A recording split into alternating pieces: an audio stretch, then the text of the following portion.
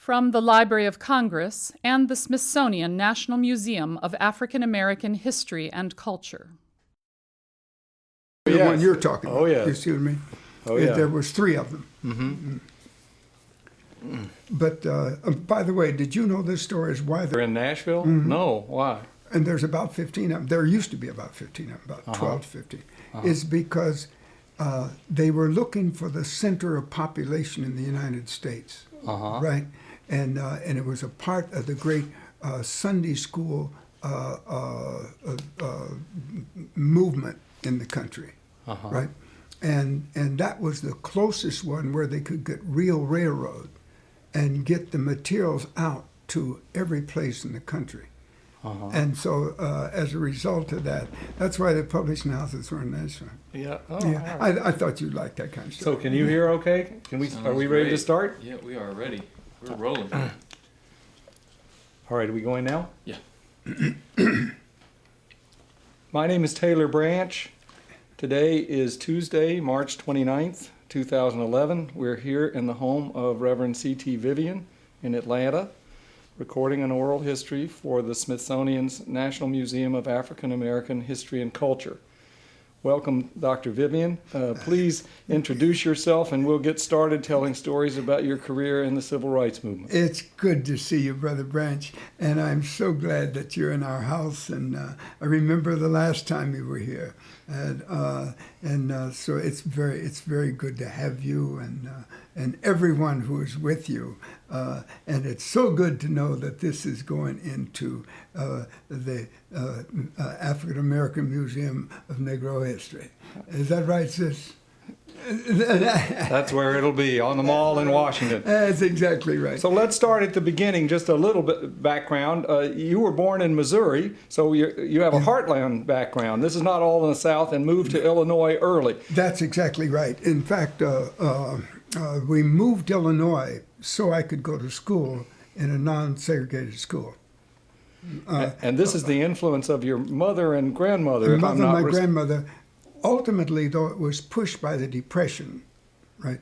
The Depression, we lost everything we had, 3 farms and all that sort of thing. This is why you see Howard County, Missouri, on where I was born, right? But then everything was lost, and as a result of the Depression, and then we moved into the house in town, which was in Boonville. And that's why you get that, right? Yes.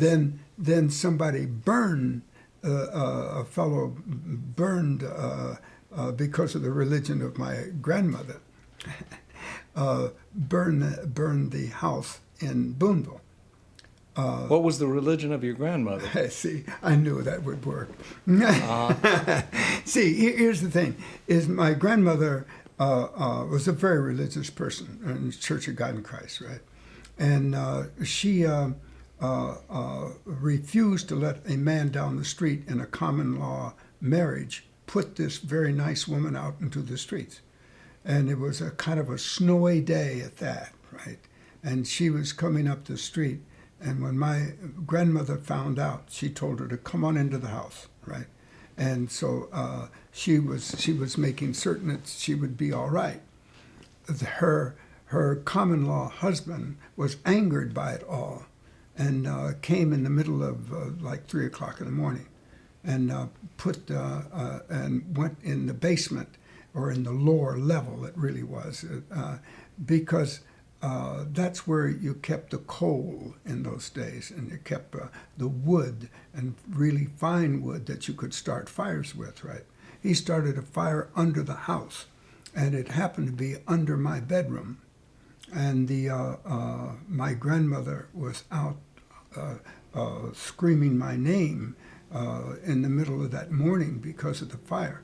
I awakened, ran to the door of my bedroom, or of the bedroom, looked out, and looked straight through the house to the front door was open, and I ran back and jumped in bed. It's kind of in a happy mood, right? Kind of something was all right about it, but it was strange. It was different, and I liked the idea. And then there was some sound in her voice that was panicky. And I jumped out of bed and shot right through the house. They say that about 20 minutes after that, my room fell into the fire below, saving me, right? Well, after that, the family decided that they had nothing left. Plus the fact, it's strange what happens. Depressions create more divorces than you could think. Men could not stand what happened to them. Everything taken away, everything they'd worked for their lives. They would wake in the morning, they had nothing, they didn't know what to do, right? And it created crises all over. That whole period is filled with divorces, right? And both my mother and grandmother ended in divorce. Well, the women said that this was the time to move out of a segregated society. And they moved into Macomb, Illinois, but they moved there because there's a university there.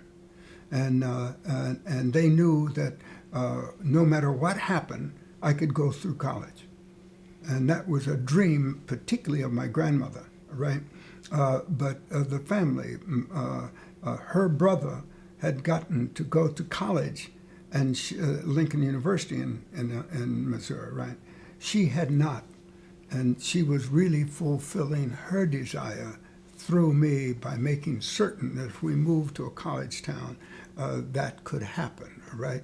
And so those two women made certain of it. That move they made was I was just entering the first grade. I was 6 years old, right? So that's in 1930. 1930, right? And just as, and that made the difference in the rest of my life. If they had not decided to do that and do it, I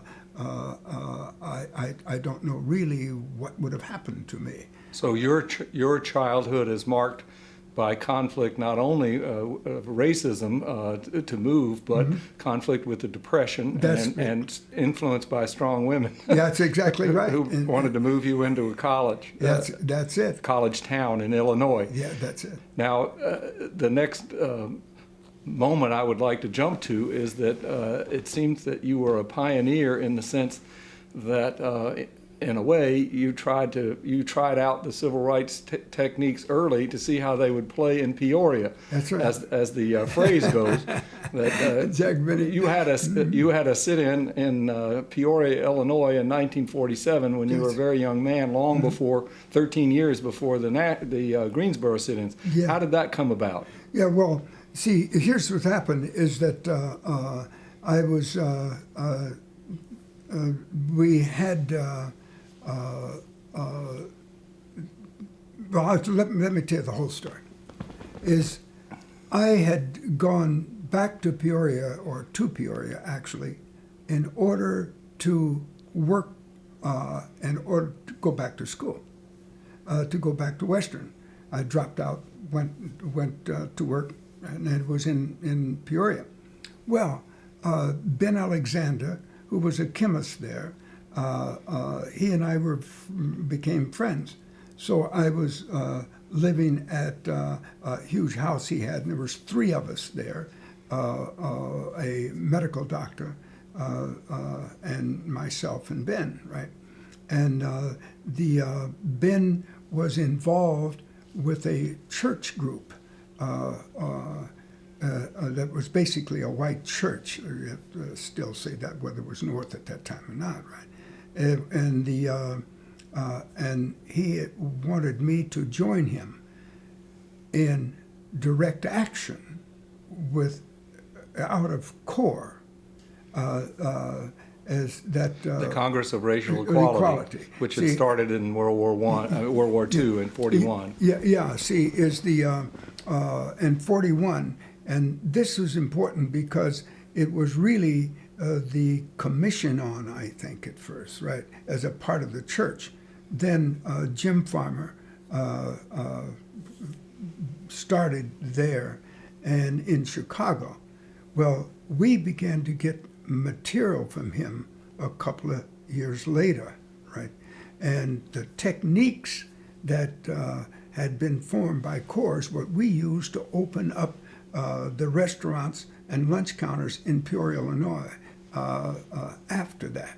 In fact, Jim and I were in jail together in Jackson, Mississippi, and we talked about that same thing. Oh, well, we'll have to get to that. Yeah, okay. So after this early experience in Peoria, it's not too many years later than that, in 1954 or thereabouts, that you met and married your wife Octavia. Can you tell the story of how that came about? Yes, in fact, I love to tell the story. In fact, there were very few black professionals in that period, right? Yeah. And so whenever one would come to town, we would others would have a party for that person, right? And my wife came to Peoria to be a women's director and girls director at Carver Community Center. Carver Community Center was the largest community center for African Americans between Chicago and St. Louis, all right? And she came to be in charge there. We had a party for her, and I met her at that party and found out that within a couple of weeks she was going to have a birthday. So I called her after the party the next couple of days and let her know that we were too nice of people to allow someone new to sit around in their room, and that I would love to take her out so that she could enjoy herself on her birthday, right? Well, and she finally agreed, and so we did. And we were, and from that time on, if you saw one, you'd see the other. So 1 year from that day, we were married. So that day, and I know better not to give it, all right, February the 22nd became for us her birthday, anniversary of her first date, and our wedding anniversary, all in one day. On George Washington's birthday, that's too. Exactly right. It's so terribly important. And Just a technical thing, if you could pause just a little bit after he finishes answering, so we would edit there. oh, okay. Yeah. Just jumping ahead a little bit, because your wife Octavia later became a biographer of Coretta Scott King and friend of hers in the movement. Could you tell us just a little bit about her background as you learned it after you met her? In fact, that is one of the good things. The reason that she had a chance to come to try out for the job was because the person that came to head the center, all right, his name was Harper, had been the director of her community center during the summers when he was a student at one of the Michigan universities. She was from Pontiac, Michigan, right? And a group of wonderful young people gathered around during that period there in Pontiac. And they had their own newspaper. They knocked on doors. The local African-American doctor led them, and they registered people to vote. They got people out to vote. They were involved in all kinds of activities in the community. Anything that came up that the doctor was concerned about, they were all involved in it, right? And that group of young people continued as part of the city. In fact, my wife said one day she was going to go back and become mayor. Well, one of her group did become mayor of Pontiac. It was that kind of group, and their intensity of it was very important. Her father's minister was a Morehouse man, right? And so that history follows us. But she was then part of opening a lunch counter in Peoria, Illinois. Okay, is that her pastor had them to go out to Ted's trailer, and got them in the car, took them out to Ted's trailer, which was a drive-in. They were used to going to Ted's trailer, but never inside, right? And so they didn't know it was segregated, and they would serve you in the car, but they wouldn't serve you in the place. Well, when he took these young people out, a group of them, that the idea was to make certain they ate inside. They tried to hand them a bag with their stuff in it. He went back to one of the tables. They gathered around, and they split open the bag, and sat there and ate like human beings should have the opportunity to do. Is that the word got out? Of course, he put it out as pastor of the town, right? And it already worked. So people began to come and park their cars and go in and eat. Right, that opened that up entirely. But so she had been a part of these kinds of activities before, and they were just perfect for me. I was trying to start a newspaper there, because journalism was my minor. I just found that they didn't teach me enough about advertising. So I didn't last long. Journalism demands much, if not more, advertising and knowledge of than writing itself. Being an English major, I thought all you had to do was write. Came to find out it was a bit larger than that, especially if you own the newspaper. So I didn't own it long. Well, before we jump to the South in your career, I'd like to ask you one question. Sure. Because a lot of people today, all these years later, young people tend to think that all the African Americans involved in the civil rights movement grew up like Dr. King in the South. Yeah. But here, both you and your wife, one from Missouri and Illinois, the other from Michigan, are people in the North.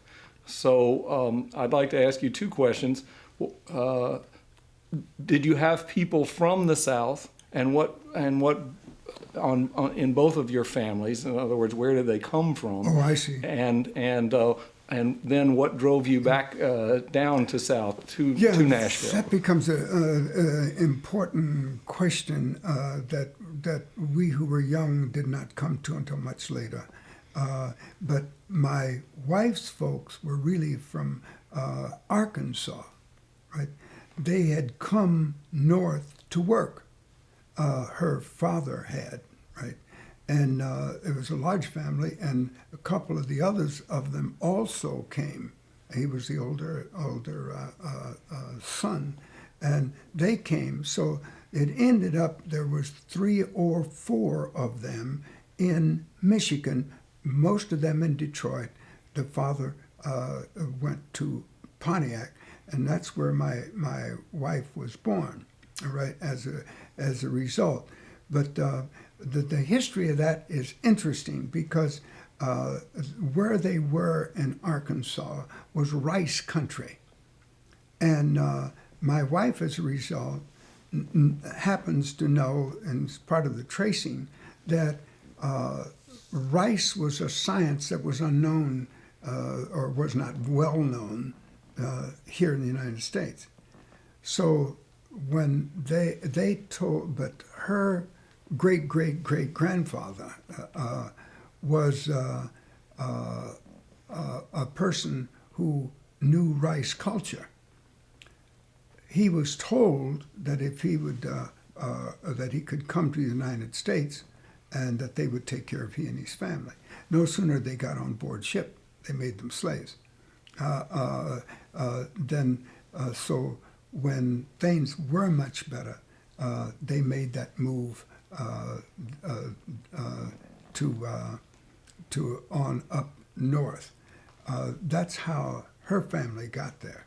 My family got there, as I was telling you earlier, right, is because they had lived in Missouri, and grew the whole family, 3 generations of both my father and my mother. My grandfather was a teacher, right? Became a principal of schools. He got fired though because he was teaching black kids algebra, and the white school board didn't know algebra. So they fired him for teaching black kids algebra. But that's how we really came, well, first to the country and then to the north from the south.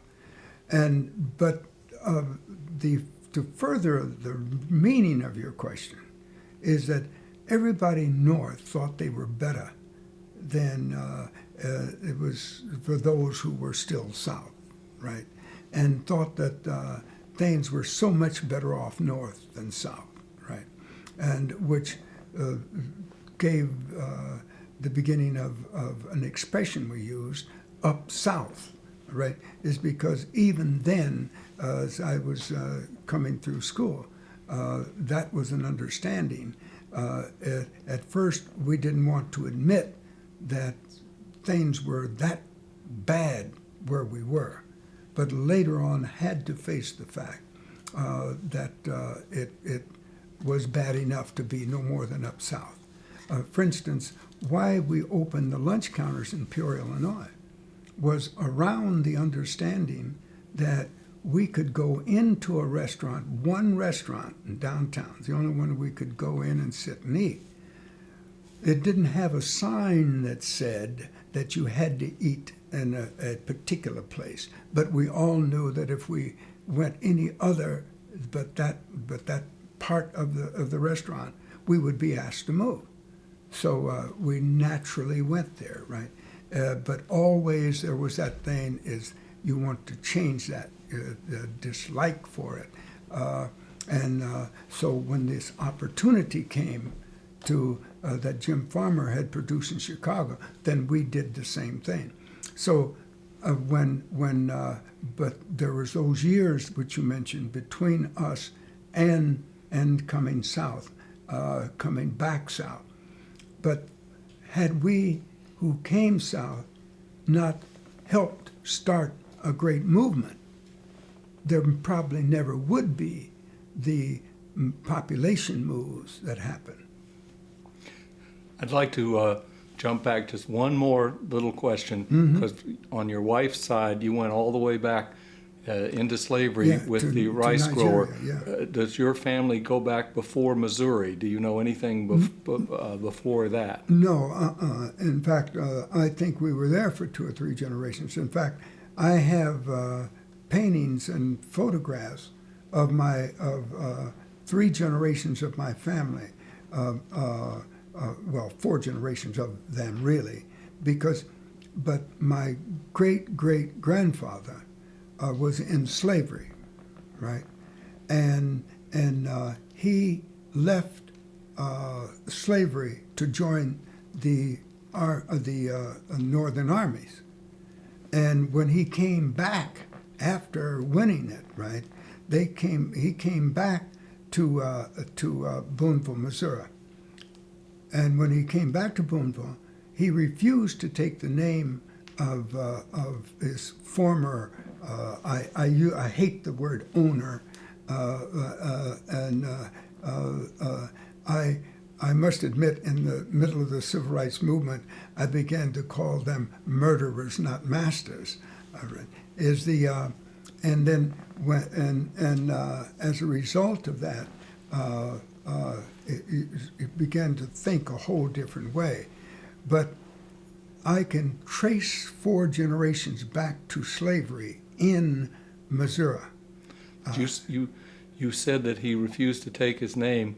Yeah. What name did he take? What name was he, and what name did he take? He took his wife's name, which I like too, because that showed that we had no prejudice either way, right?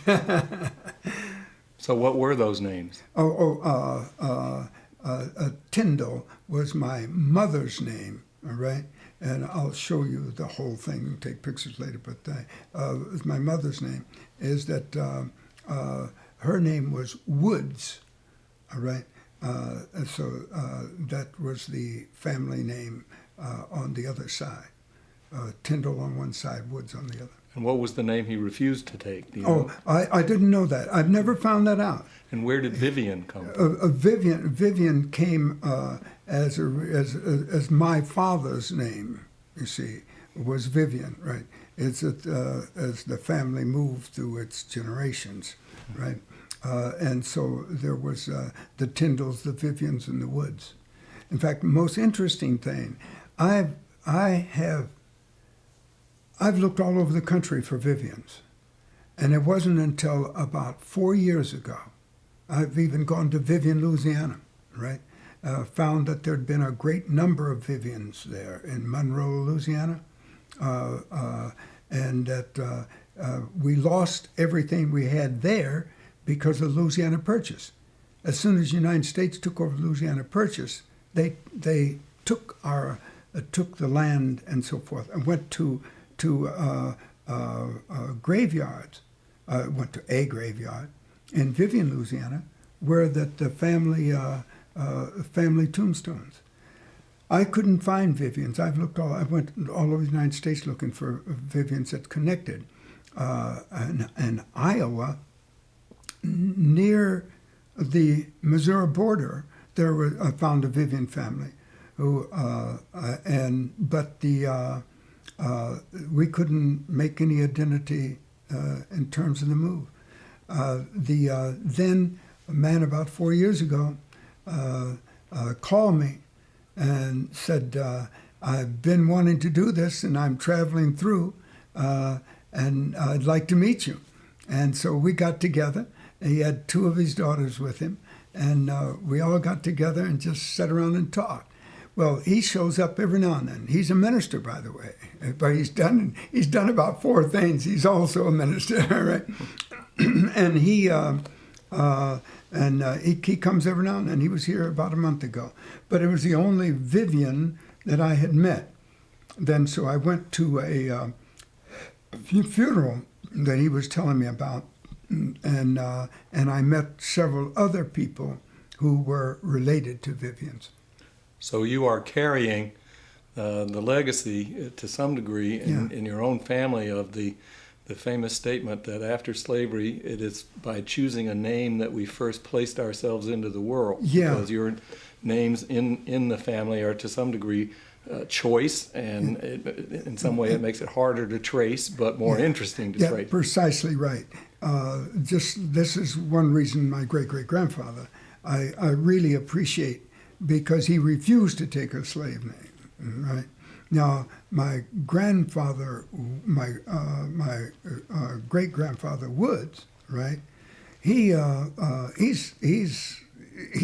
might as well be a Woods, right? In fact, although it's the family name, one of the sons is really his father.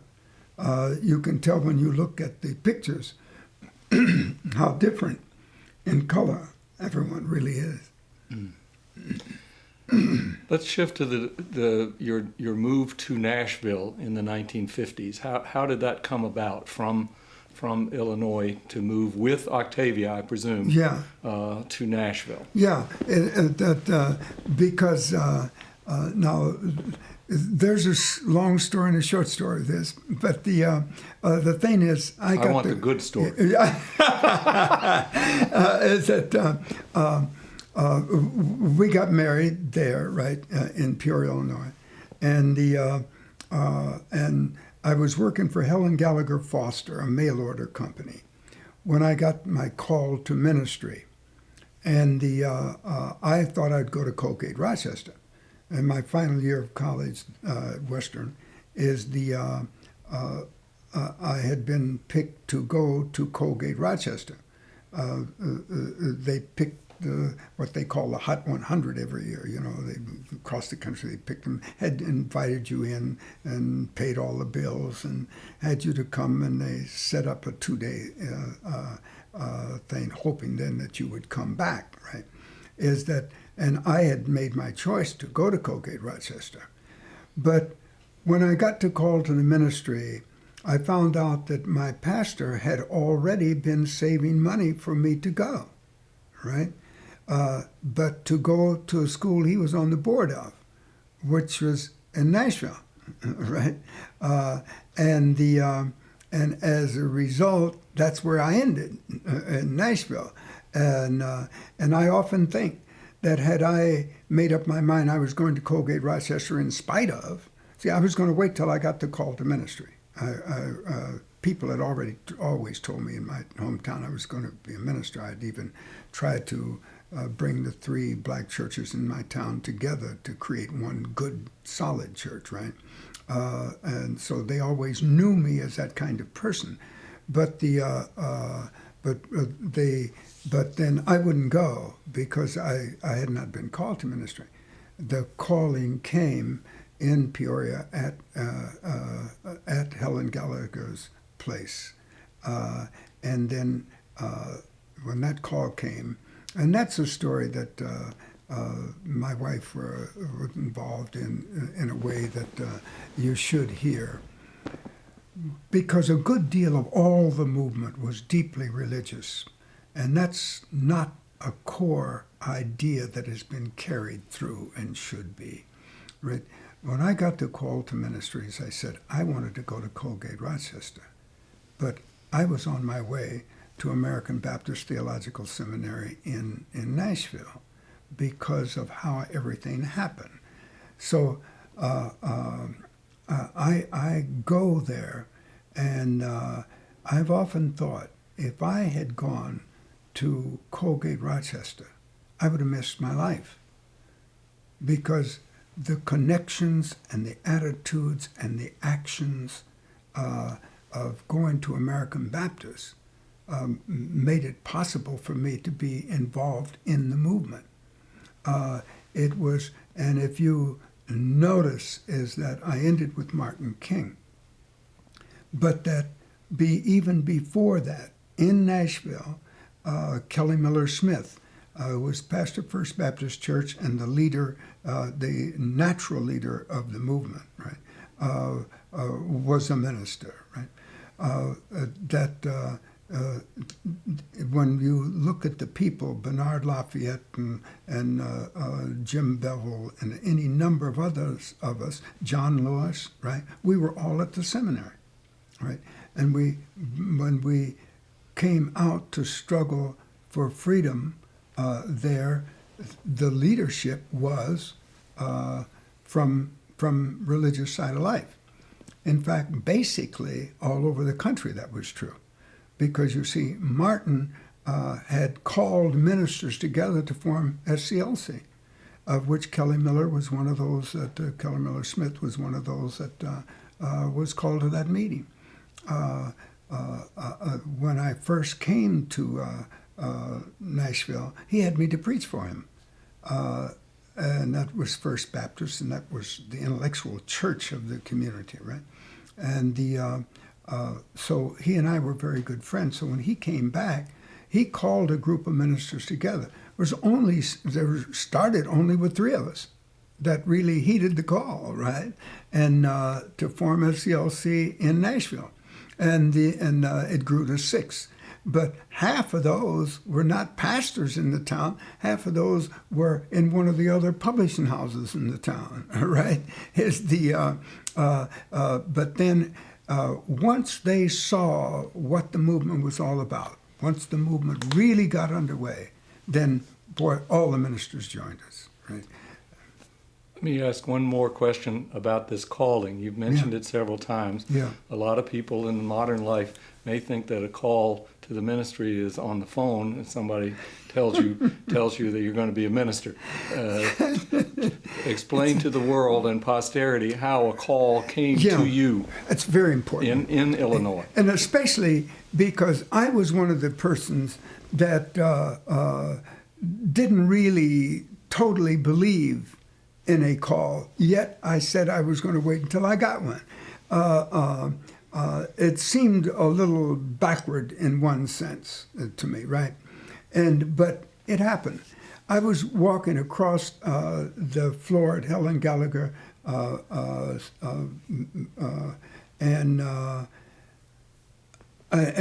it's where everything was being packaged. It was a mail order company, and I was walking across the floor, going up toward the front, at the time when it seemed like that the roof opened, right?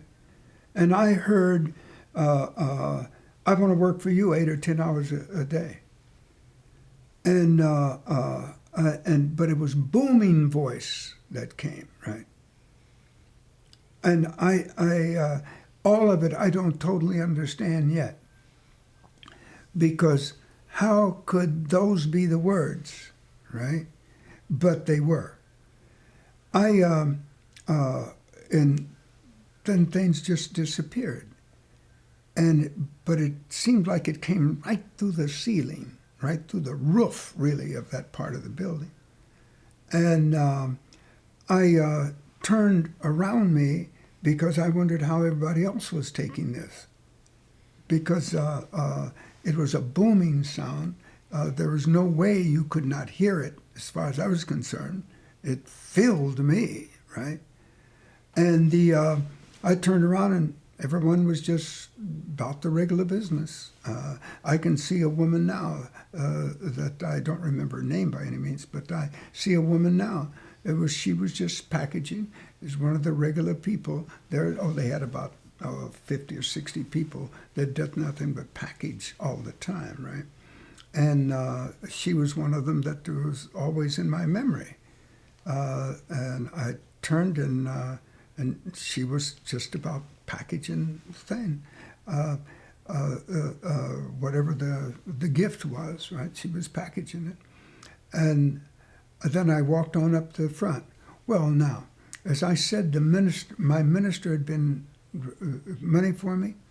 He had come to the place, and Helen Gallagher had given him a gift for me to go to college. Right? Now, an interesting thing, though, is I got a letter last year, right? I got a letter last year signed by Helen Gallagher Foster. But the letter was sent to me by a woman who was her neighbor, right? And she told me in the letter that she had gone over to Helen's house and found that she had had a stroke and died there in her kitchen. But she had written me this letter, and she had told the woman about me, so she knew who I was, right? And so she found out where I was and sent me the letter. That's one of the last things she did, and we had not talked to each other in all of those years. What did the letter say? Well, the letter was so thankful that that I had done well and all of that sort of thing. That she'd kept up with me through the years, and every time I came to Peoria and all that sort of thing, right? But I hadn't even gone back to the place, even as the few trips that I made back to Peoria, I had not. But she. And it was one of those kind of mysterious kinds of things, is that here a person dies, the same morning she's writing me a letter, and it would have been the only letter that she would have written during all those years, right? And it would have been the only time we would have communicated, but we both remembered each other quite well. In fact, I still got a piece from Helen Gallagher Foster's shop.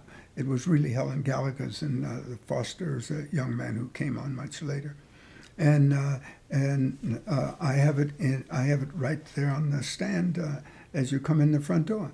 Not because of Helen, but it was a gift that I still had from there. Helen Gallagher's mail order company Yeah. in Peoria, Illinois, mail ordered what kinds of products? It reminds me that our museum is collecting artifacts from places like this. So Well, I'm just curious a little bit about what it was. If you, one of her very important sales was of things with roosters on them, all right? Glassware, all kinds of things to put flowers in, things for the kitchen, all kinds of things, right? Would have that sign on it. Helen Gallagher Foster advertised through all of the Home and Garden and House Beautiful and all of the great house magazines of that period, both the lower ordinary and the high class, and you could tell a great difference, all right, between House Beautiful and some of the others, right? But that's how she advertised. So was she selling to an integrated white market and black market? I'm glad you said that, because that's why I was there. What I wanted to do was to start an African American mail order house. Under her, she had about 3 different companies through the advertising, but they were all out of the same place, and they were all under her, right? And she had a great business mind, and her husband wasn't bad at all either, right? He was good at the back room. She did this stuff out front, and picked items and etc. Now, is that so that she when things happened, what I wanted to do was to start a mail order house, because we had just come out of the war. African Americans had more money than they had ever had before, right? You don't send letters and advertising to people who don't have money, right? We had come to a point which I thought that we could stand and develop an African American mail order house, right? If you had followed Johnson Publications, one of the only ones they didn't duplicate was House Beautiful, right? Is because we were just coming to the point. I wanted to get in on that market before Johnson did, right? And then right at that time, I got the call to the ministry, so I dropped all of that. But the main story that I think that you need to know about the call to the ministry is that a couple, 2 or 3 days afterwards, I knew I had to tell my wife, because I knew I was going to go to a seminary somewhere, right? As I said, I had Colgate Rochester in my mind. So I decided to tell her. I came home from work and I said to her, baby, I got something I want to tell you. And she said, I got something to tell you too. So we always waited till we got in bed and we'd share with each other, right? And so after we had eaten and one thing or the other, we go up to bed and so we're lying there and she says, you tell me your story. I said, you tell me your story first. And I said, no, baby. I said, you tell me. She, because I knew she was just bursting to get it out. Well, we were having our first child. That's what she wanted to tell me, right? And so after we, celebrated that fact, she said, well, now tell me your story. And I said, no, I'm not going to tell you, right? And so she finally coaxed it out of me, right? And uh-oh.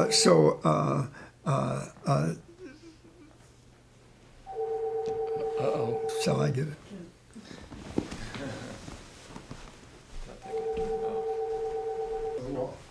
So I know it's not going to work. That was a great story. Well, we haven't finished the good part of it yet, right?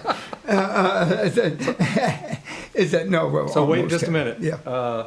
So tell us when we're going again. Good, okay. Okay. Picking back up, you're in bed and you've got your wife has given you her news, but you haven't given her yours. That's exactly right. And so I refused to tell her, and she coaxed it out of me. So I told her that I had my call to the ministry, and but that I wasn't going because I would have to leave her in Peoria. There would only be one job, that would be her job. And she was having a baby as well. That was, I was going to stay there through that. And so I was going to let it go at that. And we lay there in the darkness, and suddenly she says, "Whose faith is in question now?" I'm the faith boy, right? You do everything on faith. Well, how do you answer? Particularly your wife, right? When they say, "Fine, you go to the seminary because God will make it all right," and I had to go because her reply was too much for me. So I went to seminary. And she stayed in Peoria. She stayed in Peoria, and so one day at the seminary, I get a call. All right, and I get the call, and we didn't have a phone in every room as most seminaries do now, right? Because they're graduate schools, and you just have one in each room. But there was one phone on each floor. Somebody called down to the end of the hall where I was and said, "Vivian, you got a call." So I go down, and it's my wife, right? And I'm standing there looking out the window, and it's just so wonderful to think she's coming. And she says, I'm coming. And so I said, well, how long are you going to stay? Right? And she said, "Oh, I'm coming to stay." Wow, I was suddenly silenced. I looked out the window, and I couldn't believe it. How was this going to happen? Here I was in one dorm room, right? And didn't have a job, right? And didn't have any way to get an apartment, right? Tell you what happened is that before she got there, the publishing house had called me, and I was using, the job would have me to use everything that I had ever done before. And the various tasks I had done before, I was going to do, right? I've been in boys' work with the YMCA. This job was around boys' work. I had been an editor of this newspaper I tried to put together, right? I was going to do that. I'd been a speaker all my life. I was going to be able to do that all over the country. So that this job would take in each and every important thing I had done in my life. And it was so perfect for me, right? But most important for that moment was that there was only one student dorm open at the end of the school year, and I got it. And so by the time the wife got there, is that everything was ready. Everything was ready. Did she come with the baby born? Or before the baby? No. The baby hadn't been born yet. The baby was born in Nashville. In Nashville, and but he had cerebral palsy.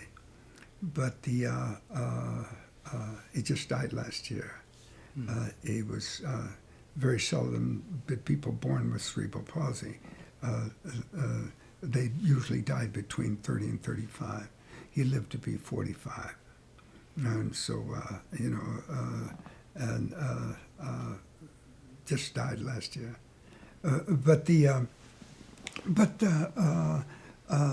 All of that is to anchor me in Peoria. I mean, in Nashville.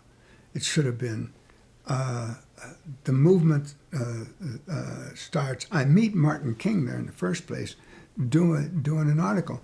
The the wife and I were going to produce a 24-page piece on Martin. Right. Well, that's how it ended. We ended up doing it. I was trying to do it for the publishing house. The publishing house actually was really afraid to publish anything on Martin. I want you.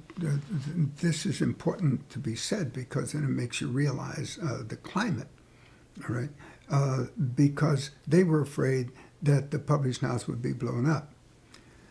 I led I and Diane Nash led a movement action in Nashville.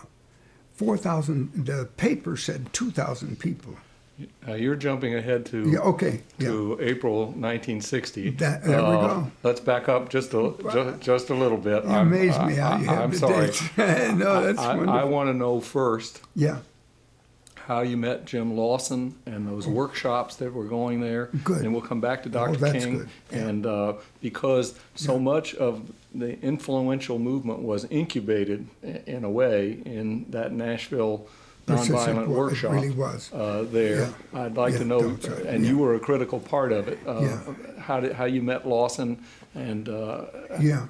Oh, well, that's very important. We had started the action, as I said. Kelly Miller Smith had put things together with a few ministers, right? It was beginning to build, but not really heavily. We were having workshops and so forth, but for ministers in the city, not many came, right? They did not quite understand nonviolence whatsoever, right? They did not see how it was going to work, so that they sort of pulled away, except for a half a dozen, right? And I was one of those, but as I said, Kelly Miller Smith was the leader. Well, Jim Lawson comes to town to go to Vanderbilt, right? But he's also working for Fellowship of Reconciliation. He's coming in to do training across that region of the South. And he's going to be anchored at Vanderbilt in Nashville. So as he comes to train. And training is what no one had done for the movement at that time. Martin had just gotten started good. The 24-page piece the wife and I did was because he'd come to Fisk to get at the time that he'd come to Fisk to get an honorary doctorate, right? And part of that was for people also in town to hear him and understand what had happened.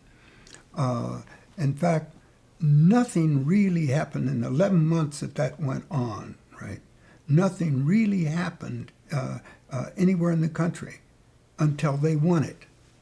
you mean the bus boycott? The bus You're talking boycott, about it. yeah, You came there. Martin, yeah. And then the bus boycott. Well, they won it and Jim Lawson is in Nashville and begins to train ministers, begins to train students, right? And that training of students went on for several months. It was through that I met Jim, because I had already been in movement in Peoria. So I knew Jim, and then it ended up that Jim got an apartment right across the street from my apartment. And his wife was working at one of the colleges near where my son was going to school, to a special school, right, across the street from the Vanderbilt campus. And so she would take him to school. Well, we met each other through that means, and really, but I had done it 9-10 years before. but Jim really knew far more about nonviolence than I did, right? And so I welcomed him because this was what we needed, as much knowledge as we could get of the method. I had done it, but he had the background to be able to teach it in quite a different way. I'd gotten techniques and so forth, and it was naturally for me a natural way of life, right? But that's what fit the ministry. But then to teach the students, and so they can get it's another thing. Jim was excellent at it. Of course, he had just come back from India. That's what I was going to say. And that kind of coming back from India just was the kind of thing that the kids were, bug-eyed about. And they really listened, they really learned, because Jim was a good teacher, still is. Now, those workshops with the students, of course, were very influential. Yeah. They were quite dramatic. I've talked to many of the students who were in them. Many of them didn't know how nonviolence was going to work either, and were quite skeptical. I never will forget Diane Nash saying that she was a very, very good student, and she said that her government professors defined government and politics as a monopoly of violence, so how can nonviolence work? And they were doing all these experiments and slapping each other around and everything. She was horrified by it. Did you actually participate in any of those and watch that, or having already done it, did you not? Yeah, well, I watched some of it and participated in some of it. I never will forget one of the ministers there. They put out a cigarette on him, and it burned a hole. Some of the fire fell and burned a hole in his trousers, and he made it very clear that we were going to buy him a new suit. Is that quite a guy. He went to Morehouse too, by the way, and was a Methodist, and his church was near Fisk campus, which we used to meet in all the time. Now, these workshops are going on before the sit-ins, after the bus boycott, but before the sit-ins, that period of kind of percolation in the late 50s. Yes. With you starting a family and working a job and going to seminary and meeting Dr. King and all of those things. Talk a little bit about your relationship with Lawson in the early days. He always used to tell me that it was somewhat difficult because the people around Dr. King were all Baptists, and he was a Methodist, and that Dr. King would always tease him about getting him his bishop to tell him what to do, and that sort of thing. In fact, Dr. King had helped recruit him to come south. So so that's what it seems as though. How did the two of you get along together? Wonderful, wonderfully. Those kinds of things were jokes. Right. They had nothing to do with real life. In fact, actually, though, the president of SCLC, the president of the board of SCLC at that time was a Methodist, Joe Lowry. Yeah. Everybody else was, in fact, Baptist, and they had known each other in Alabama, all of them, Joe as well as the rest. In fact, most of the guys, even the pastor from Tallahassee, had gone to school in Montgomery. So many of them, Fred Shuttlesworth, the great guys came out of Alabama. Martin, in fact, we often, didn't joke, it's just a fact of life. Martin came from Atlanta, but he had to come to Alabama to become famous. And he had to come to Alabama to find a wife, right? Coretta was from Alabama. Abernathy, who is his sidekick, Alabama, and his wife, right? And Andy's wife was from the same area of Alabama, about a 75-mile radius, and you had them all, right? Which is the most interesting kind of thing. All of them were talented people. In fact, one of the stories I like best, that Abernathy could have been the president of SCLC had he wanted to be. Right? he was the most important single minister in Montgomery. He was the one that had the largest church. He was the one that gone to the university, which is a part of Montgomery. Alabama State. Alabama State. He was the one whose parents had been in Alabama for at least 2 or 3 generations, right? So he had everything going for him. But when he met Martin and saw what Martin had, he became the sort of the John the Baptist to Martin's Jesus. You see, is because he did not care to be the leader with a man like Martin. They had become friends in the time, and he understood Martin and loved his background and his ability, and wanted to go to Colgate Rochester. And in fact, he had on his mind, after he met Martin, to go to Colgate Rochester. But then things really happened before then, and that never happened. Well, I think we should take a break before we start the sit-ins. But Yeah. what I'd like to do just before that is because these workshops that you're involved in with Jim Lawson in Nashville, you don't know that the movement is about to take off. You're doing these workshops in nonviolence. You met in those workshops a number of people who've later become consequential and some who didn't. But can you share your memories of meeting the people in those workshops, the students? The students. Well, basically, Bevel, Lafayette, Nash. This is what I'm remembering. And most of them that you will know, except for Diane, and there was another young woman with Diane. I can't think of her name, but she was also from Chicago.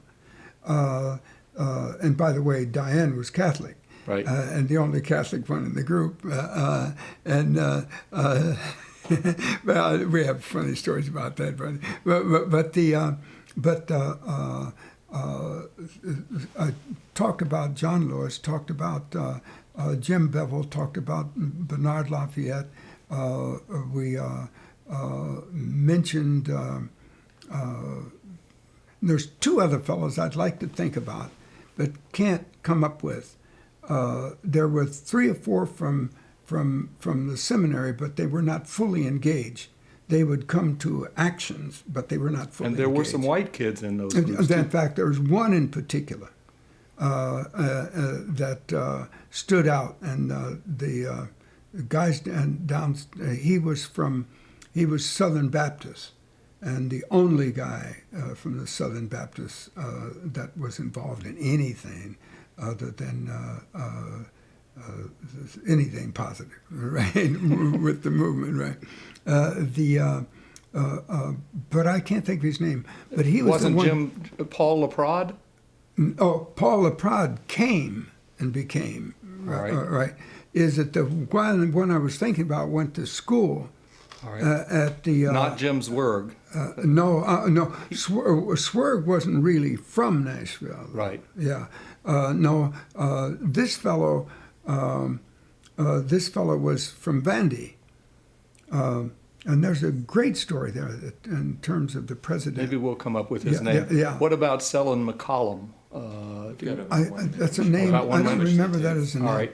I guess we'll take a break here. Okay, good. And then, Thank you. but we'll continue this though while he's dealing with the camera. Because there were a lot of, when we get to the Freedom Rides, these people are all characters, pop and up, if you have stories about them, how they got in, because most of them came in through the workshops, right? Yeah, see, that's the point. I remember very few white guys and gals in the movement, right? Until after that text. See, for instance, Martin King, without doubt, was a minister, but it was surprising to me how many people didn't know he was. All right, he was Dr. King. All right. Need any more or anything? No, I think I'm all right. Okay. For some reason, my throat hasn't been as clear as usual, but I'm sorry, I should have brought my book or something, because I have a lot of the names of those people in the. Party one? Yeah, part well, there with all that I know of to Gandhi and nonviolence, because you had different conditions here. Yeah. You weren't 95% of the people, and Yeah. various other things, and Yeah. so they consulted Greg. Uh, Anyway, well, we don't need to go back to that. We Yeah, can yeah. pick up where we were planning to. But, when you look at Martin's quotes later on, he talks about a real difference based upon the Christianity involved, right? Now, there's one other the thing I've heard. I just want you to, just for this, well, so you can deal with it for the rest of the time, because I never like to talk about it, right? Because I don't know enough. But the idea is that there were Indians as late as the World Conference we had in South Africa that were talking about Gandhi's not really liking the untouchables. These were the untouchables, all right, talking, right? They got a new name now, right? But they gave themselves a name instead of somebody else giving them a name, right? But they were all there. A gang of them were there in the conference, right? And they were very active about it. But they were the way they were talking about it. It gave a different picture of Gandhi's attitude toward the untouchables than our attitude toward the untouchables. And so, it's just something to, Right. And of keep course, in Dr. mind. King and Coretta had just come back from India. They That's had their exactly visit right. over there. That's right. When we had Yeah. Richard Gregg there. Yeah. But anyway, jumping back to Nashville and picking up where we were talking before. Sure. You said that you had a story about the president of Vanderbilt. Yeah. You see, it was interesting that remember, Jim Lawson was kicked out of Vanderbilt, right? But he was kicked out by a president that had written the book that we used on the life of Jesus, that we used in seminary on the life of Jesus. Here is the president of the seminary, had been, and became president of Vanderbilt, and he was kicking Jim out of school, and they ended up putting him in prison. And his book on Jesus was refuting what he was doing in fact. All right, is that that was our text. I'm trying to think of his name, but it was our text, and we couldn't see how he could have written that book and be anything, because at the time we used it, we saw it as refuting the South without his saying it directly. I'm sorry, I can't remember his Yeah. name myself. Yeah. But you weren't taking his class. He was not teaching them. No. He was. It was his book was being taught at American Baptist Theological Seminary, right, on the life of Jesus, and here he was kicking a man out who was talking for Jesus as we saw him, and yet he was talking from Jesus so the South could accept it, right? Because that's really what he'd have in his mind.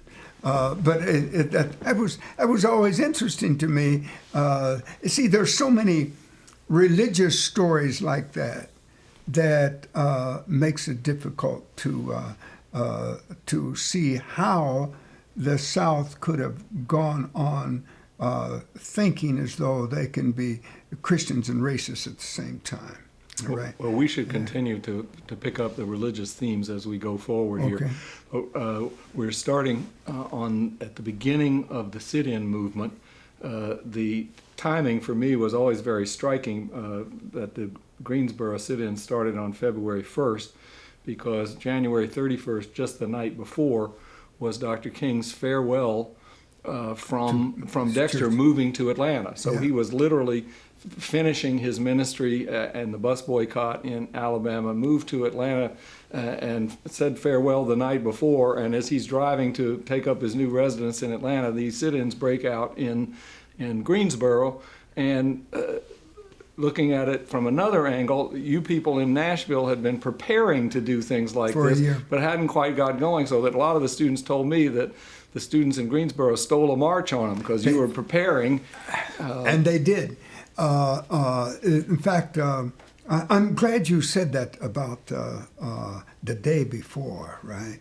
I really didn't put that together. I'd never thought of that, right? It's good. I mean, I never will forget it, though. But you see, we had been preparing. They moved without preparing, right? They just went and sat down. But we knew after that had they done that, especially in Greensboro, anything could have happened. Remember, later it was in Greensboro that in broad open daylight, they killed what they call communists. Remember? And I remember being there the day afterwards or so and talking with the police chief, right? And he did not mind the killing at all. He let us know that he'd been killing communists during the war. And so Now, this is a story from the 1970s. Jumping way forward. But yes. That's right. Pardon me. We got to get back to the story because no, that's all right. It's pertinent. I just wanted people to know that it was from a different time. I see what you mean. Yeah, and but did not mind killing at all. Well, see, that same attitude was an attitude toward us, as far as I was concerned. That any uppity nigger, right? Was asking to be killed, right? In fact, truthfully, I don't see why more of us were not killed, not less. In fact, what we found was that less people got killed, less black people got killed during the heat of the civil rights movement than did before. The Klan didn't seem to kill nearly as many of us. Well, don't you think that some of that is the religious training and the nonviolent training that made it harder? Yeah. In fact, let's look at this. You see, once it's brought out in the open, this is the Bible Belt, right? Once you bring it out in the open and you make it a religious confrontation, that changes everything to me, right? Is that when we begin to ask questions, and which I did in workshops later on, right? Is that can you be a Christian and a racist at the same time? 90% of everybody in the workshop was always white, because that's where I wanted. That's who I was trying to get to. But I had to have blacks in the workshop, or what I would hear was, well, you said that, but our black people don't think that way. So I just turned and asked black people, is that, am I right? Am I wrong? Give me a point. Tell him, and they would, right? So that, and it was always a surprise to these white folk, right? They act as though, boy, I work with him. He didn't think that way. And that would always make everybody black in the room kind of look down and smile. They didn't want, they wouldn't act like they were laughing at him, right? But because they did not quite understand who we were, what we thought, and what we did, right? Now, that's why I think had we faced them boldly every day after day, with the Christian message, not the Old Testament, but the Christian message, all right? That would have changed things a lot sooner. I believe so, right? Now, my wife used to say the other thing that we used to do, we should have done, was carry the flag. In other words, it was our flag we were defending, not their flag was the Confederate flag, right? Is it, so to speak, I mean, that wouldn't be stated, but that's what we would be saying, right? Is that this flag, you don't really represent a racist. You don't represent the American flag. Now, but we'd always fought it on those grounds, and it didn't get anywhere. But if you're in the if you're in the Deep South, the one thing that's believed in is the Bible. Theologians don't get nearly as far as Bible school people in the South, right? Because Bible school people can quote text, right? Theologians don't quote text; they quote a series of ideas, right?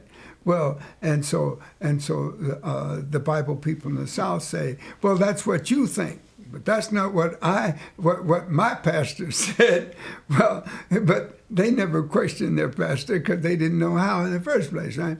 But but all you had to do was state scripture, and they'd go look it up. That's what I found in my workshops.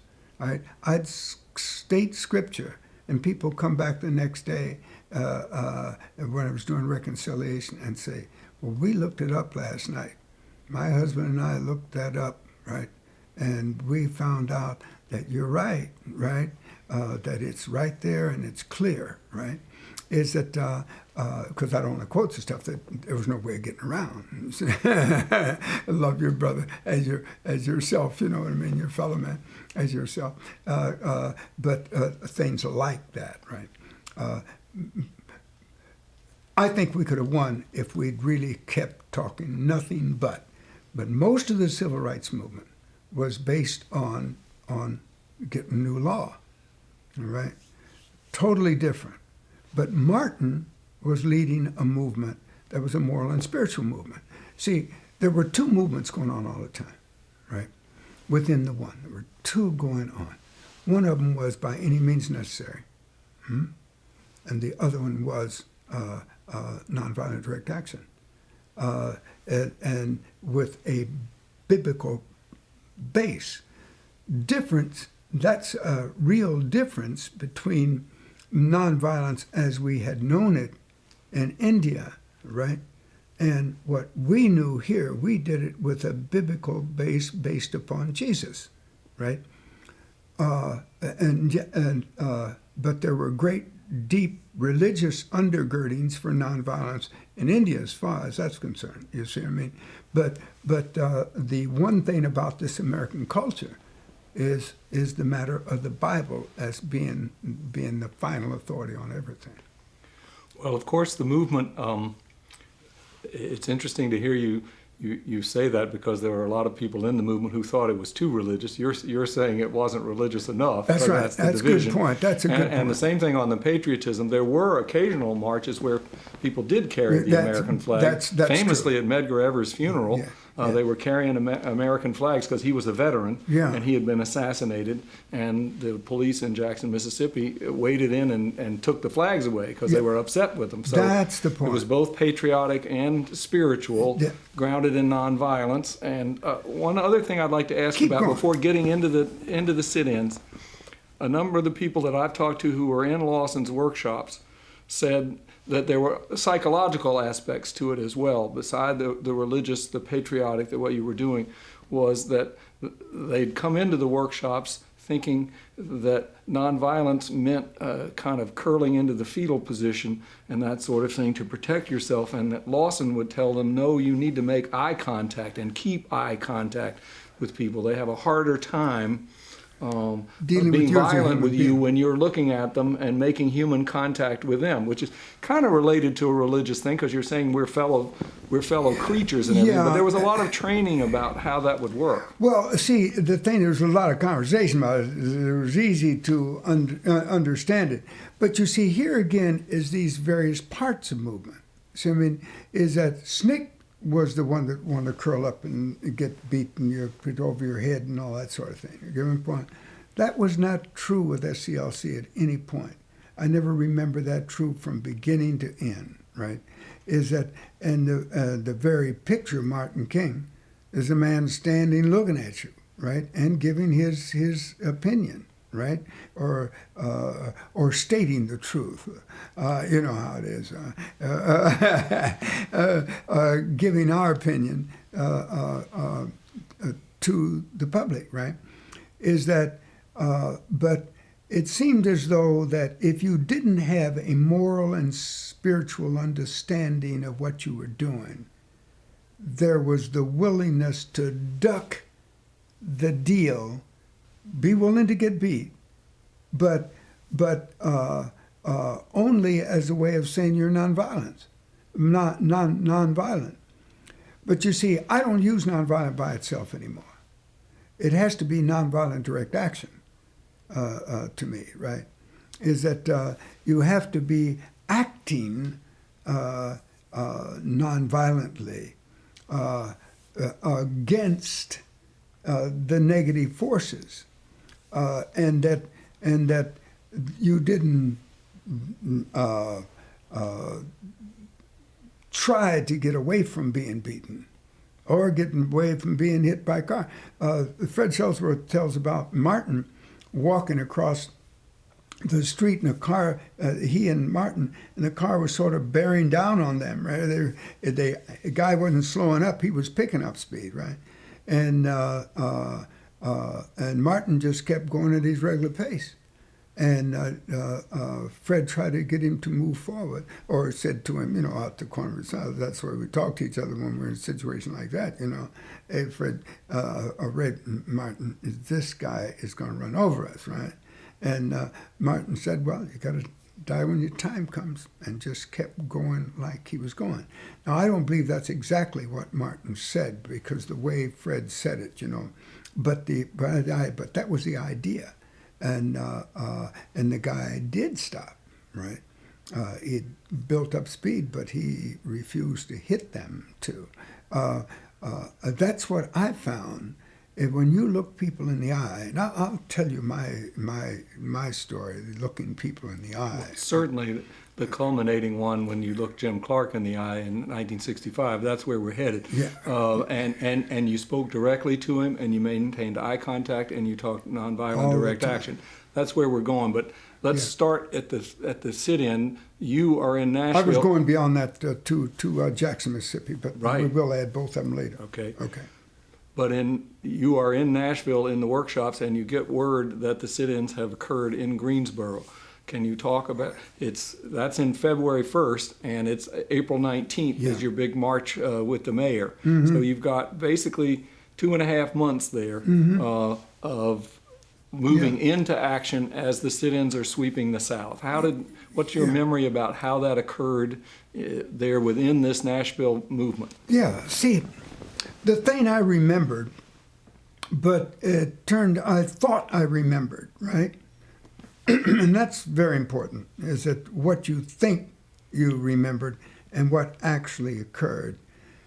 But I know what I remembered, but I had it. I think I had it in the wrong timing. Is that Jim called? Jim and I were in one of the school buildings, right? And Jim stopped to make a call to the guy who led the group in Greensboro, right? Now, when he did that, he was talking to this fellow, and I was listening, and I wasn't clear on who the guy was the other end. I just knew he was one of the real leaders of it, right? And Jim was talking as though that there should have been some waiting and we joining forces on that, and because Jim had been training for such a long length of time. But you see, the action in Greensboro, they should have, is quite different. Action in Greensboro with these three guys, or four guys, four it was, wasn't it? They just sat down. They hadn't talked to nobody, seemingly, right? They decided just to go sit down. Now, I think what Jim was thinking about, and where we came from out of that whole thing, was the understanding that you can get people destroyed that way. That if you just go sit down, you can get killed and get a number of other people destroyed. Whereas if you prepare your people, right, is that they don't fight back in a way that you can be taken over and fight back. You see, this is why we could take guys off of the street with knives and all that, but we never put them near the front. You see, and we always had people walking alongside that were trained, right? Because we understood that without training, people will lose it, right? I like to think of this another way, too, by the way. And I say, I like to think of it. This is not something that everybody was saying or that I would hollering up and down the street either, right? See, I really think that when we picked places, for instance, we picked Alabama, right? And the three biggest, most important events of the whole movement happened in Alabama, right? We got the method in Montgomery, right? We got the Civil Rights Bill in Birmingham, and we got the Voting Rights Bill in Selma, right?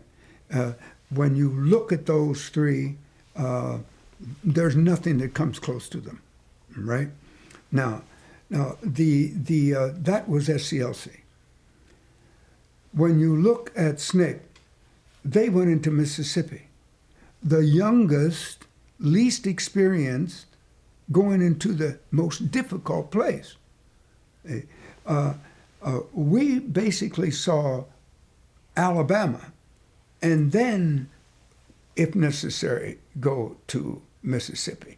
Now, let me say what I mean by if necessary. The thing is that when we saw Alabama, that's where we started. We wanted to clean it up. But we saw it not as the way SNCC did.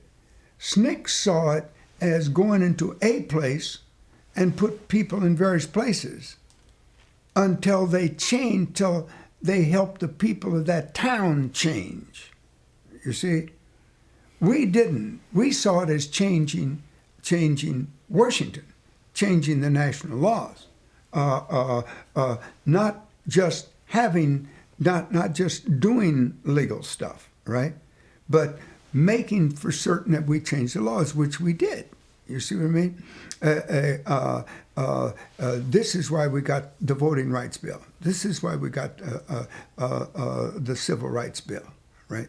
Is that because we created what was necessary to do it and stayed with it. St. Augustine was a part of finishing off Montgomery. You see, the March on Washington was a part of finishing off Birmingham. Let me jump in here briefly just to make sure people understand that when you speak of SNCC, you're speaking of the Student Nonviolent Coordinating Committee, right, which is an allied group, but with slightly different tactics. The younger folks, and some of them were out of your students. Some of them were out of your Nashville movement. So. In fact, not only Nashville. Once the meeting at Raleigh at Shaw. Once the Shaw meeting, students all went there. Very few stayed anywhere else, right? But a number of the leadership came back to SCLC, right? John Lewis, right? Because, and check this, because you're the kind of person that really checks good stuff. Is that here's it: is that when we look at John Lewis being at Bloody Sunday, right? John Lewis at Bloody Sunday was coming away from SNCC, right? Remember, there was no other staff member with Hosea, MSCLC, and there was no other SNCC person with John. John, all right? Now, is that because John was leaving SNCC, because guys like the more violent, in fact, side of SNCC was taking over. Right. All right, that's several years down the road. Let's. Okay. But you're right. It's in 1965. Okay. But in the 1960 period, just to set back and your progression. I have to do this. Right. The sit-ins start in February, on February 1st. The time that you talked about when SNCC was formed, when Yeah. the students got together, only because the sit-ins spread so rapidly that Dr. King enabled them to come together and talk about coordinating. They wanted to coordinate their sit-ins. They had spread like lightning. I call it the quickening, all across there, including in Nashville. That's on April 15th that they get together and form the Student Nonviolent Coordinating Committee 10 weeks after the sit-ins start. And then it's that very next week, in April 19th, that you lead the march. Now, you had been having sit-ins in Nashville as part of all of this, but it culminated just the week, the very time that SNCC was formed. People come back to Nashville, and you have the big march through Nashville of the 4,000 people and the confrontation. Tell that story, Attorney Luby's bombing and. Okay, is that I was telling you about the minister who had his suit was burned. He was the pastor of a Methodist church and a strong follower, leader within the African American community in Nashville with Kelly Miller Smith and around the idea of nonviolence, right? Well, we were meeting at his church. Do you remember his name? That's right. No, that's why I kept talking. I was trying to think of it. All right. I can't think of his name, but it'll come up. As the, no, we'll have to look it up because I don't think I'll think of it, right? All right. But we were at his church early one morning, because that's what we had our leadership meetings for the movement. It was early in the morning. We'd be at one of the churches or the other, and his was an ideal church to be at because it's about 2 blocks or so from the college, Fisk, and then about 6 blocks or so away from Tennessee and I, right? All on the same street, which made that easy for meetings because the rest of us were ministers and so forth. And we could take one car, we could drive across town to the seminary, right? And we were older anyway, right? That's now, we were having the meeting when we heard a bombing sound, but we didn't pay much attention to it. It didn't seem like it was close. The next person coming in told us that they had heard what seemed like a bomb, and they thought it was coming from over to Meharry Medical, which wasn't too far away from where we were. Well, we immediately, because we were planning action anyway, immediately came to what we would do, right? If it was a bombing over there, what we would have to do. So we figured out before we left the room how we were going to organize community to make certain that they dealt with that fact. And then we broke out of there.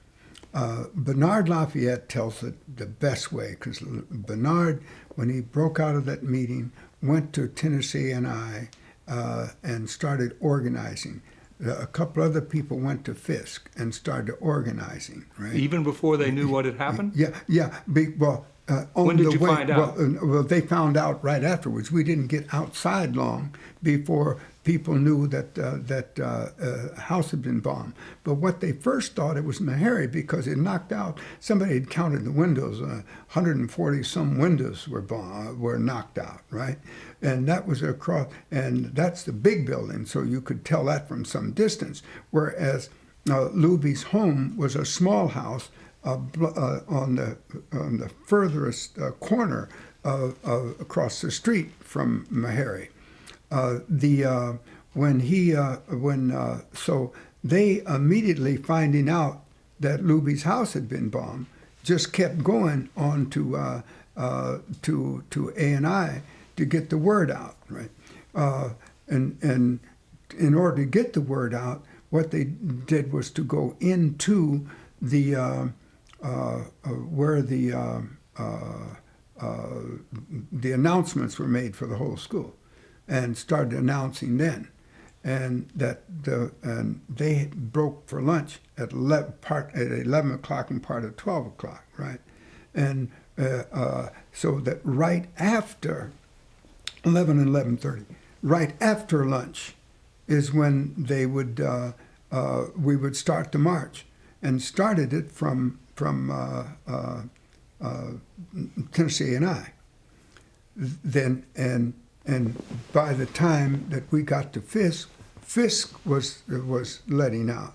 We met them on, instead of on 17th, on 16th, the other end of the campus, right, off of Jefferson Street, right. And then met them on 17th, and the students from Pearl High School cut through and met us on 16th Street. That's what it was, right? And we kept walking, and then the people began to join us as we walked. People would come off their porches and join in, and keep going. Cars would begin to drive slowly alongside of us as we walked down the way, right? As we were singing a part of the time, and then when we got close to town, we stopped singing, and it was a silent march where you could hear nothing but feet move. New York had pioneered that back in the 1920s, right? And we were really doing the same thing. So that you couldn't hear anything but the feet fall. I remember when we turned to go right down into the heart of town, some fellows at one of the little factories there were playing ball at their noon hour, you see. By the time we got there, it was their noon hour, right? And they were playing ball as they ate lunch. Well, throwing the ball back and forth, I mean, playing pitch and catch, right? And they saw us coming, and they began to, you could see them, and then they began to back up against the buildings, right? And as we passed, and it was very clear that we're not to be played with. There was nothing, and they were just so, they thought it was quite different, right? They didn't know what to do, what to think. They'd never seen as many black people before in any mood, but just, walking down the street. But this was quite different, and they reacted to it quite differently. But they didn't attempt anything to stop it or to speak back to it or to holler or anything, right? They were dead silent, backed up against the building, and we passed on by, okay? As we came closer to downtown, we cut across and went over 1 block over to the City Hall, right? When we got to City Hall, I made a speech to the mayor, and we had to wait for them. They hadn't come down yet, right? And then and made a speech to the mayor, and then Diane made the speech with the line that really caught the attention, right? When she asked him point blank, because about his manhood and what would he do, and so forth. And it really caught him. He had to answer, and that was the goodie, right? But we had planned it so that the final question would be asked, right? But when she asked it, he really wasn't ready for it. And the place was surrounded, that side of City Hall was surrounded with students, right? And I remember seeing students that had come from Meharry, but they had not walked down with us because they couldn't afford to to walk out of school, right? But by the time we got down there, there were a number of them down there, right? note, the newspaper said the next morning there were 2,000 of us, right? There was 4,000 of us, right? And the thing that surprised me is that there were still, when we had finished, there were still students and people coming up the staircase, still coming into the meeting, coming up to the stair steps and coming to the meeting. In fact, we had had the meeting and it was over before some people actually got there. That's still baffling to me, and I don't talk about it very often because I can't explain it too easily, all right? But people were coming and coming and coming to be a part of this and to make clear where they were, what they thought, and what it was all about. Now, when we did this, right, he said he was that...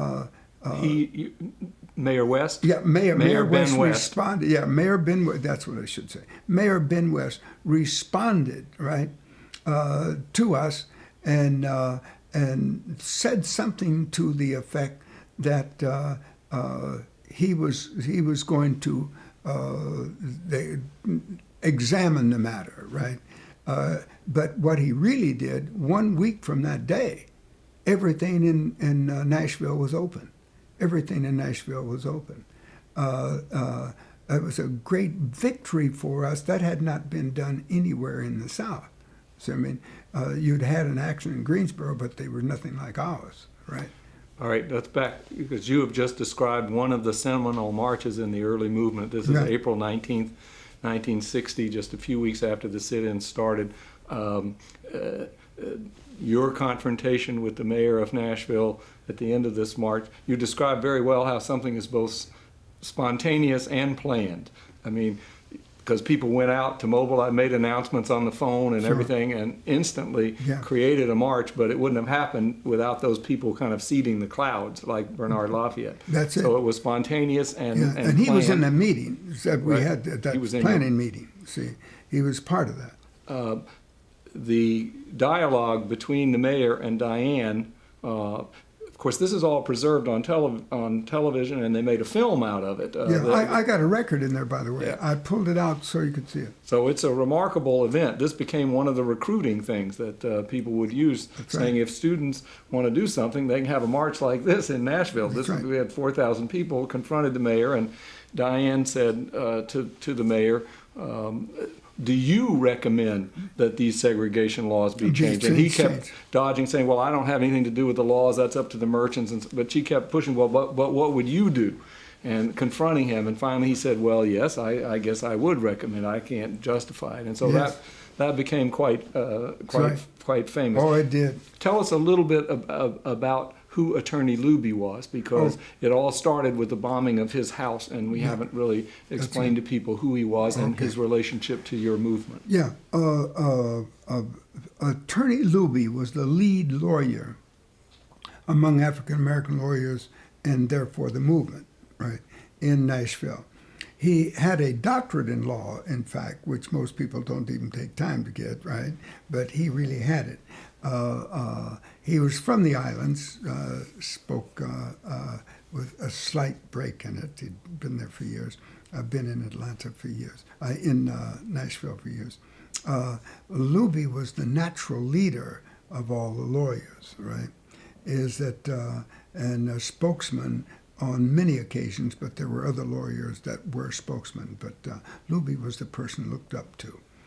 And when his home was bombed, and of course, just a little bit more background, his home was bombed probably because in between the beginning of the Greensboro sit-ins in February 1st and this march on April 19th, there had been sit-ins in Nashville with arrests, and he was defending your sit-in people who would get arrested at lunch counters. Yeah, and that's true, and he was. And that's what upset the white folks, that this was the guy who's in the newspapers defending them. Yeah, in fact, he had been defending us from the very beginning of the action. I mean, when students came down from Minnesota and Wisconsin, in particular, that I remember, as they went to jail, he and the other black lawyers met there and worked on their behalf as well. In other words, every time anything happened where we had to face the law, white law or the courts or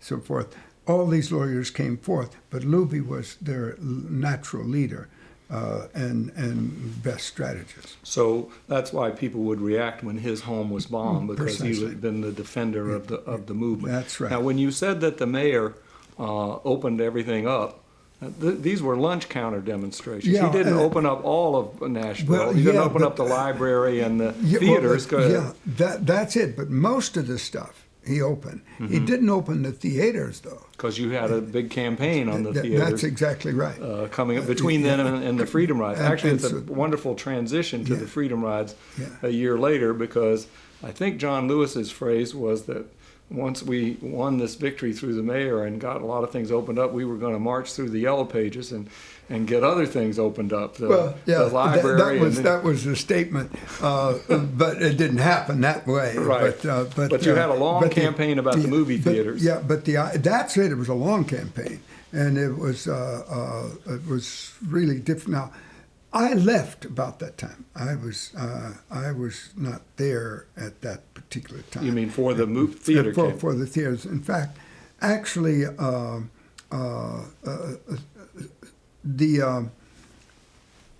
was trying to think of a fellow's name that I was in Denver. I had just gone to Denver to make a speech or something. I was coming back from there. But that night on TV, I saw that this tall fellow I'm thinking about, can you think of his name?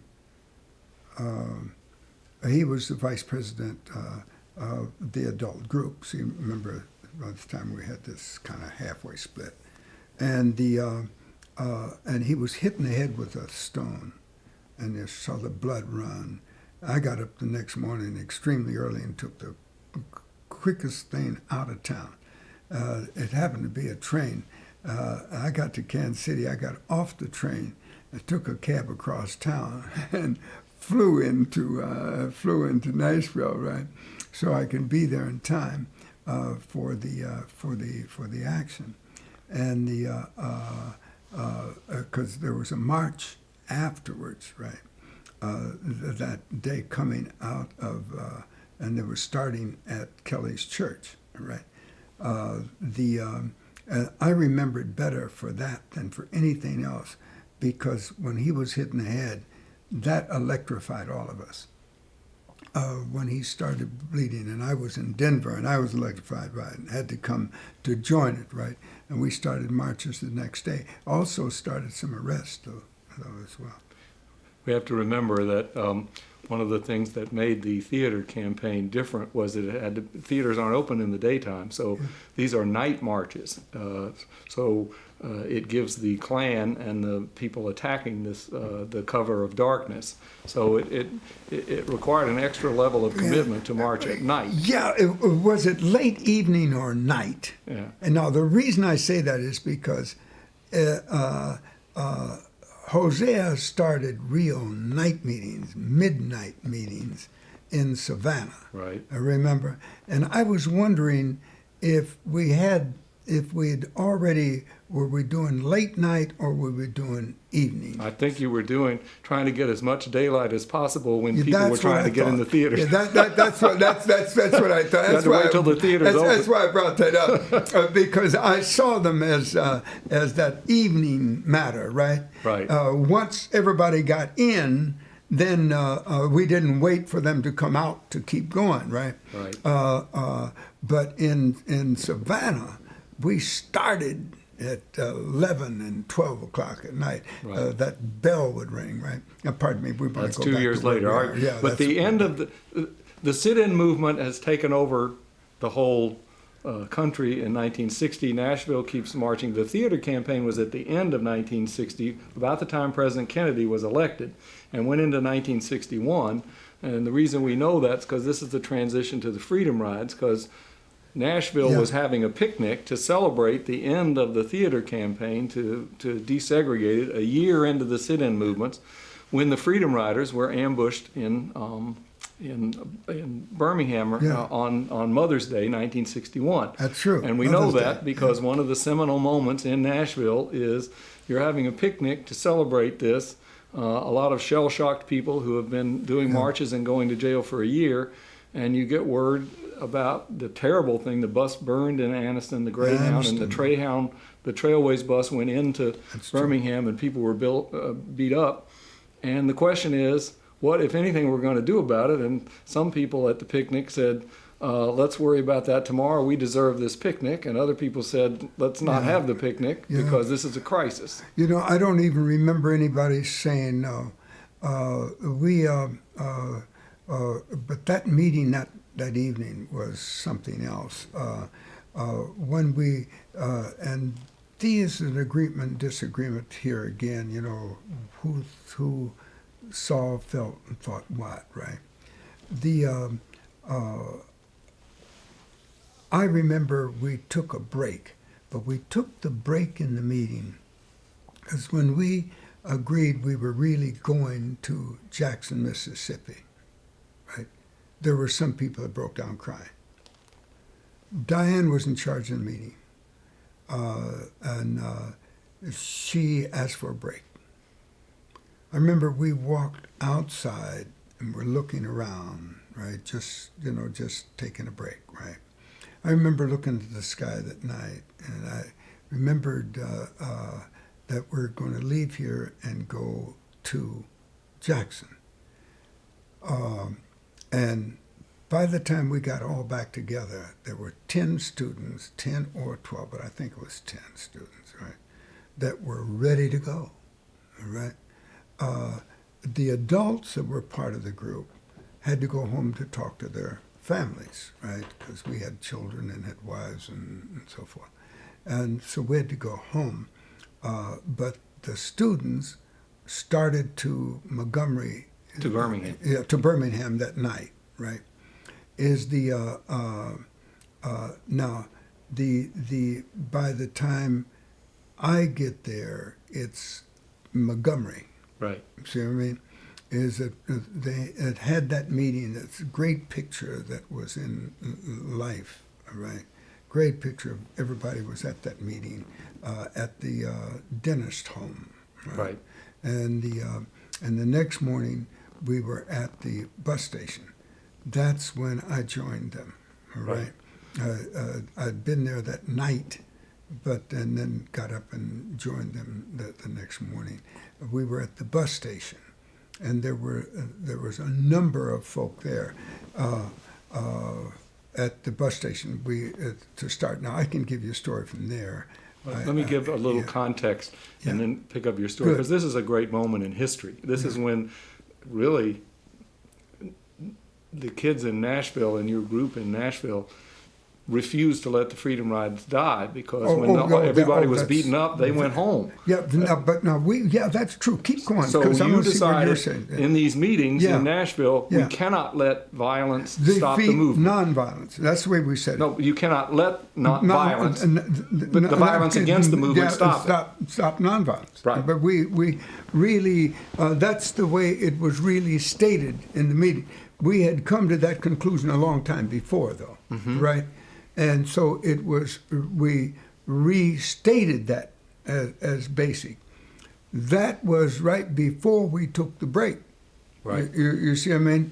We stated that, but that was very, very important because it became the real statement of not only that movement, but it became the statement for the rest of our history, right? That when in no way would we allow nonviolence to be destroyed by violence, or violence to destroy nonviolence, right? Exactly. So these kids but there's one other piece to that you want to add, is that, see, because this is where there's a mix up, and if you can find some way to deal with it, I'd like it. See, Jim Farmer, I heard Jim on the radio saying that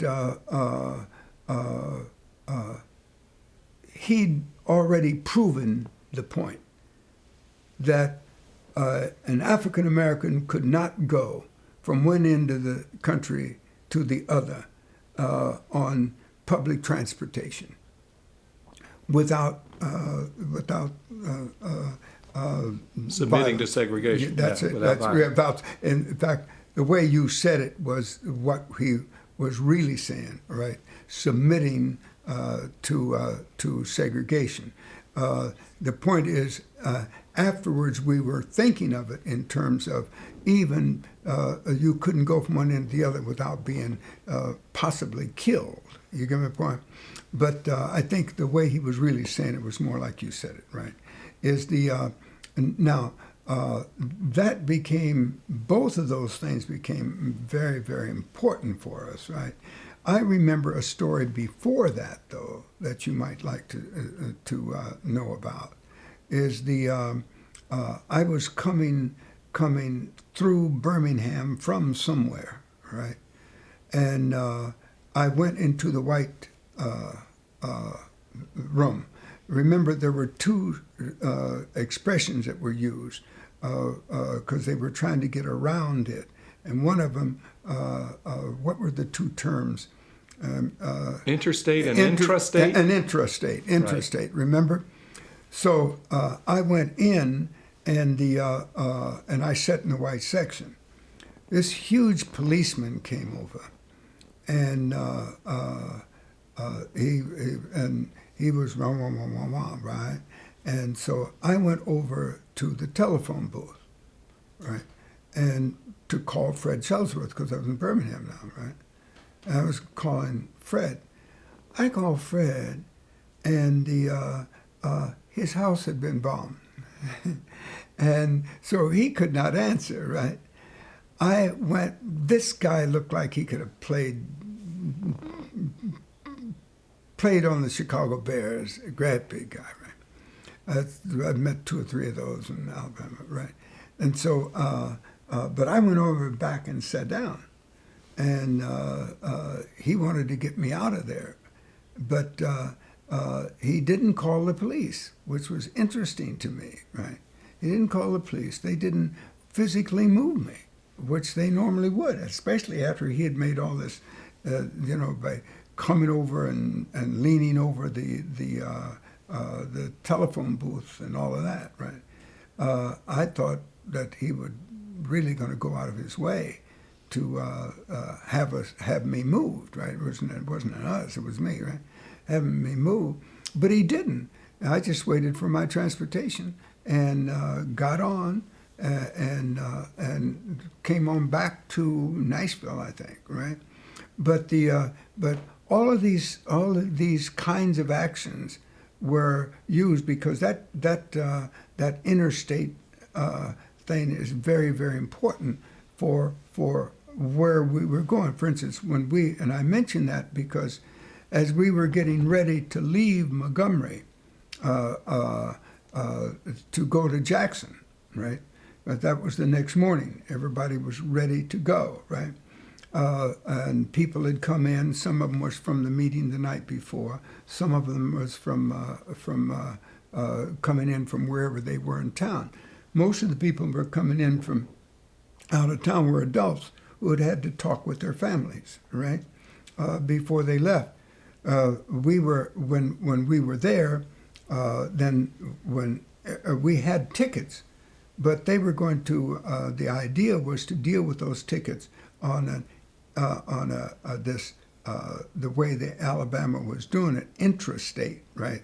Give you a ticket so that they could that you could only use in state, right? But it was seemingly more of a guise than a fact, right? And because they never tried to take our tickets away from us.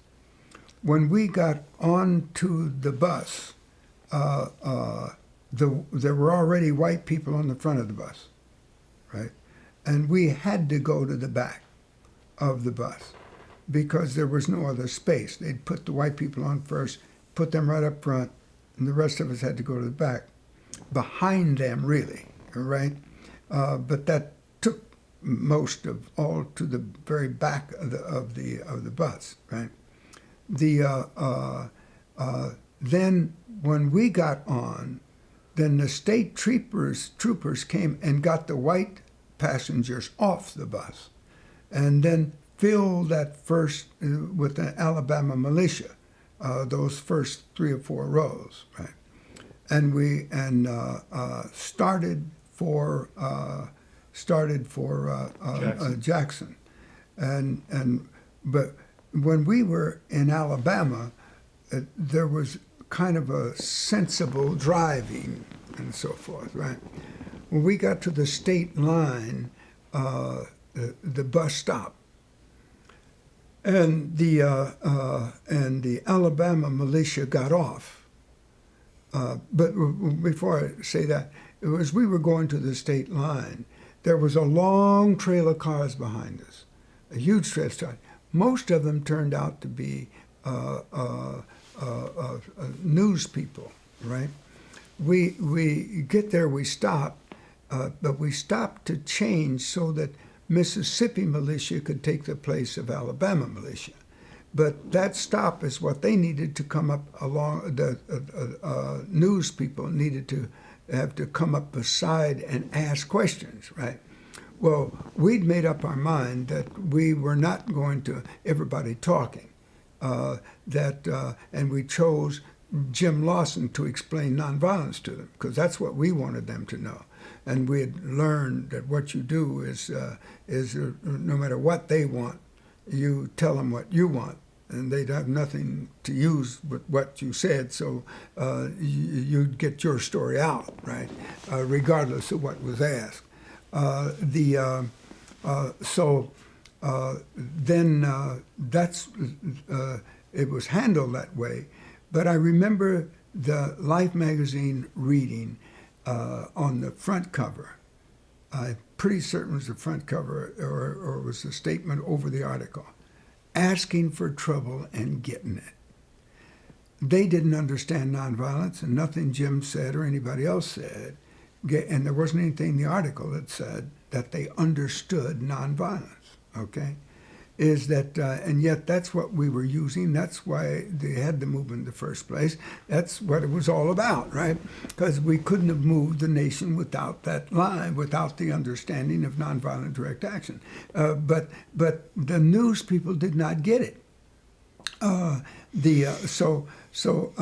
We moved, but when we moved out from there was a colonel from Mississippi that got on, and he unfastened the speedometer, right? Undid the speedometer and told the driver to go into Jackson. And boy, they just barreled into Jackson. I mean, barreled into Jackson. All along the way, people were on, every little town we'd come to and all that, right? People were out on their porches, which is a Mississippi thing anyway, right? And if you had a house like that, you'd want to be out in the open too, right? And so they were out there, and they'd be waving at us and so forth. And they knew we were coming. They weren't saying nothing, they weren't hollering nothing, but they were all waving, you know.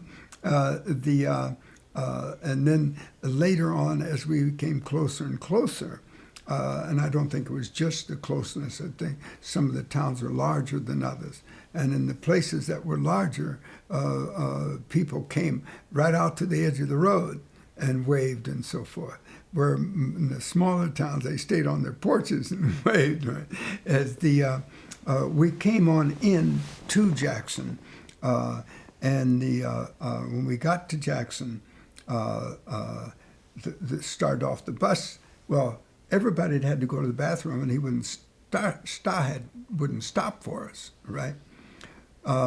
So everybody was anxious to get off and get into the bathroom, but we were anxious to get into the white section. That was the orders were clear, right? As I started off, and I was on the first row. In fact, the colonel and I had an encounter about that, because I was trying to get him to stop for all of the, so that everybody could get off and go to a bathroom and so forth, right? It had been a long time, but he wouldn't do it, and so we had a real, Ebony played that up rather big. I don't remember if any other places did or not. But the idea is that when he changed that thermometer, the speedometer, I knew from that time on that we were going to have real problems. You know what I mean? And we sped on in, and I wanted to get off the bus, but I heard a voice from up front telling me, "Stay on the back. We need experience on the end." Right? Well, so I was the last one off the bus. I get in there, and I'm in there quite a while, right? And nuts.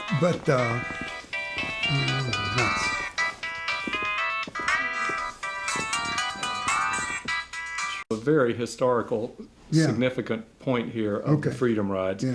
And where it left off in Birmingham. Yeah. They were stalled there. It took, by this time, everybody's scared. There's national press, national attention. Can this bus go forward? These kids want to take up where the adults left off. Yeah. It took a long time. The State Patrol got beaten right there in the, having been beaten in this spectacular thing in Abernathy's church that night. Yeah. Now, but No, John had been beaten in Rock Hill, South Carolina on the adult. John is the only one who was on both ends of the freedom. That's right. He was coming down from in fact, he gave from us the Washington. message that caused us to get in. Right. He came down from Washington with the Jim Farmer group, was beaten in Rock Hill, and then he Others for did, a fellowship in India. Yeah. So he wasn't there when it went into and got burned in Anna. Is that in the week between the Mother's Day picnic, when you guys decide that the general gets involved, they get beaten in Montgomery. Then they're holed up in Abernathy's church because Alabama's trying to arrest them, the people that caused the Freedom Ride. Yeah, Martin That's when was Dr. there. King was there. That's right. And mobs of 3,000 people are outside the church, and they threw rocks through the windows, and Bobby Kennedy finally had to send in marshals and all that sort of thing.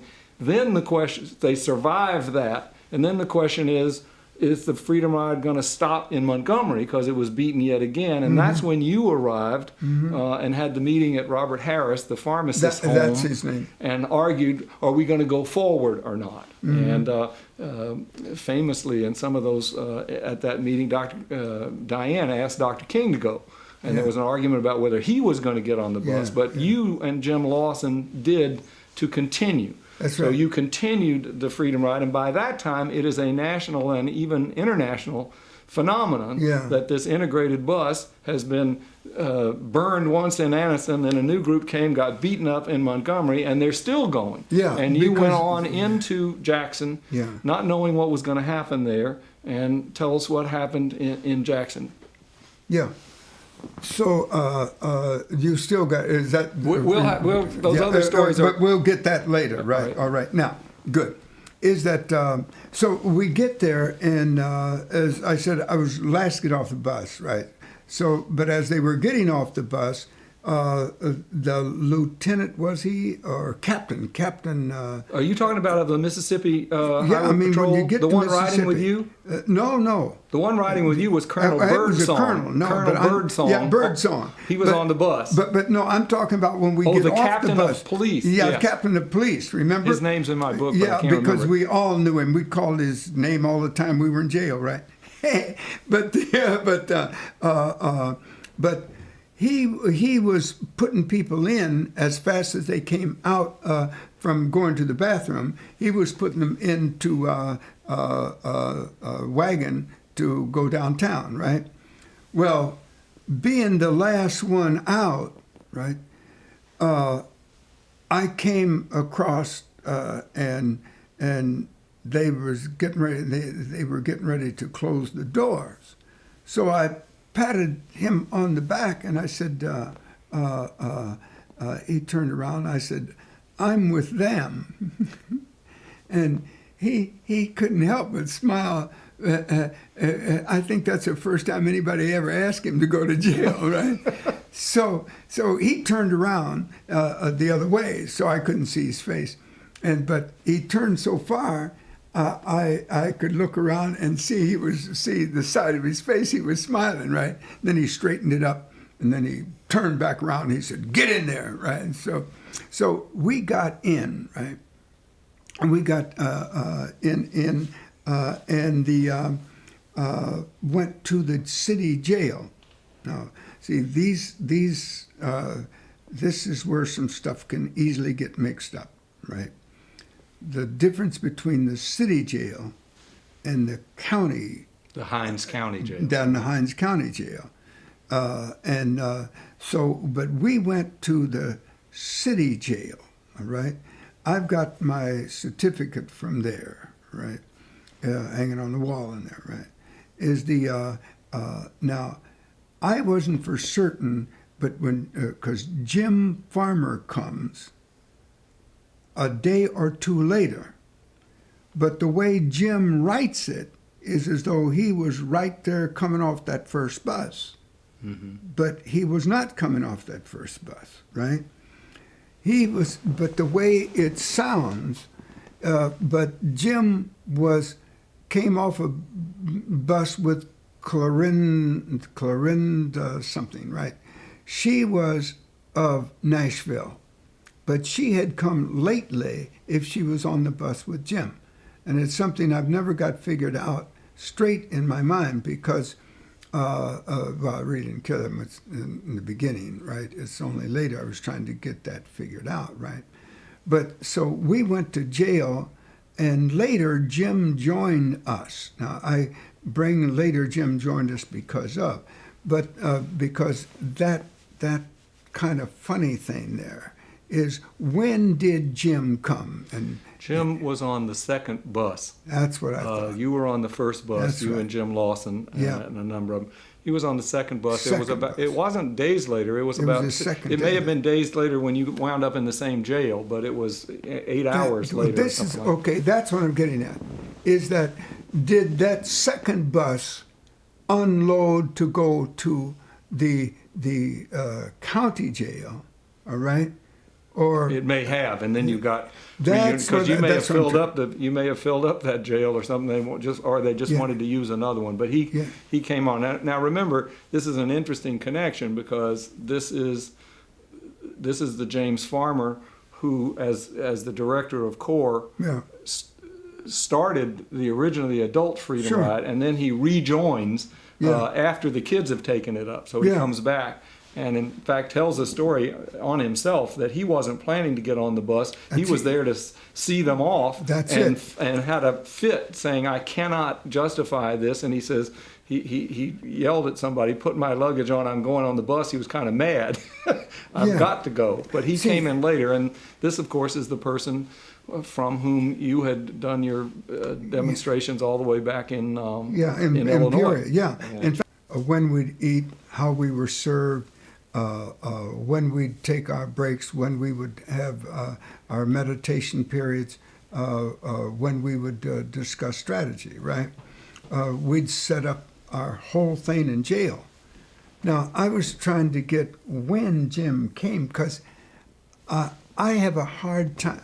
I know Jim wasn't there in the beginning. I have no hard, but I have a hard time after that remembering when he was no longer there. Yeah, I don't know when they put people together, and I do have the date that they transferred everybody to Parchment.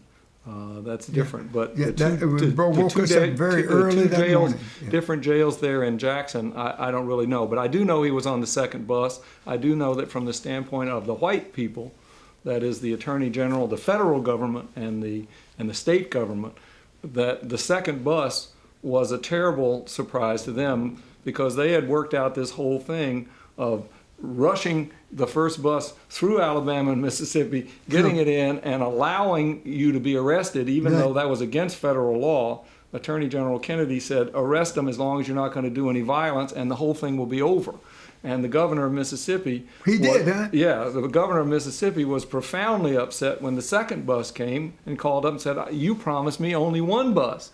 You know, I didn't..." And Bobby Kennedy saying, "Well, it's as big a surprise to me as anybody else. I didn't know there were going to be any more." And then all of a sudden, the Freedom Rides They becomes a kept phenomenon. coming, They kept boy. coming all summer. Yeah, that's right. So they felt betrayed that they were trying And, you know, it goes back to this thing you were talking about earlier, which a lot of people may not understand if we don't explain it, about the difference between interstate and intrastate. Yeah. Intrastate means within the state. The function for segregation is wholly a state matter, and it's not federal. Interstate gets the federal government involved. Precisely right. So the movement wanted it to be interstate, so that the federal government would be responsible for enforcing citizens' rights to ride an integrated bus, Yeah. and the segregationists all wanted it to be intrastate Intrastate. and say it's a matter of the It's states' sovereign rights. laws of Alabama, Yeah. and not segregation, and there's Yeah. nothing you can do about it. Precisely right. Is that and this is why I was so surprised when the policeman didn't arrest me. Right. You see what I mean?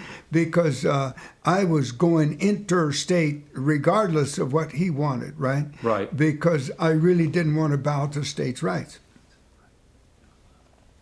I just didn't want to bow to states' rights. Right.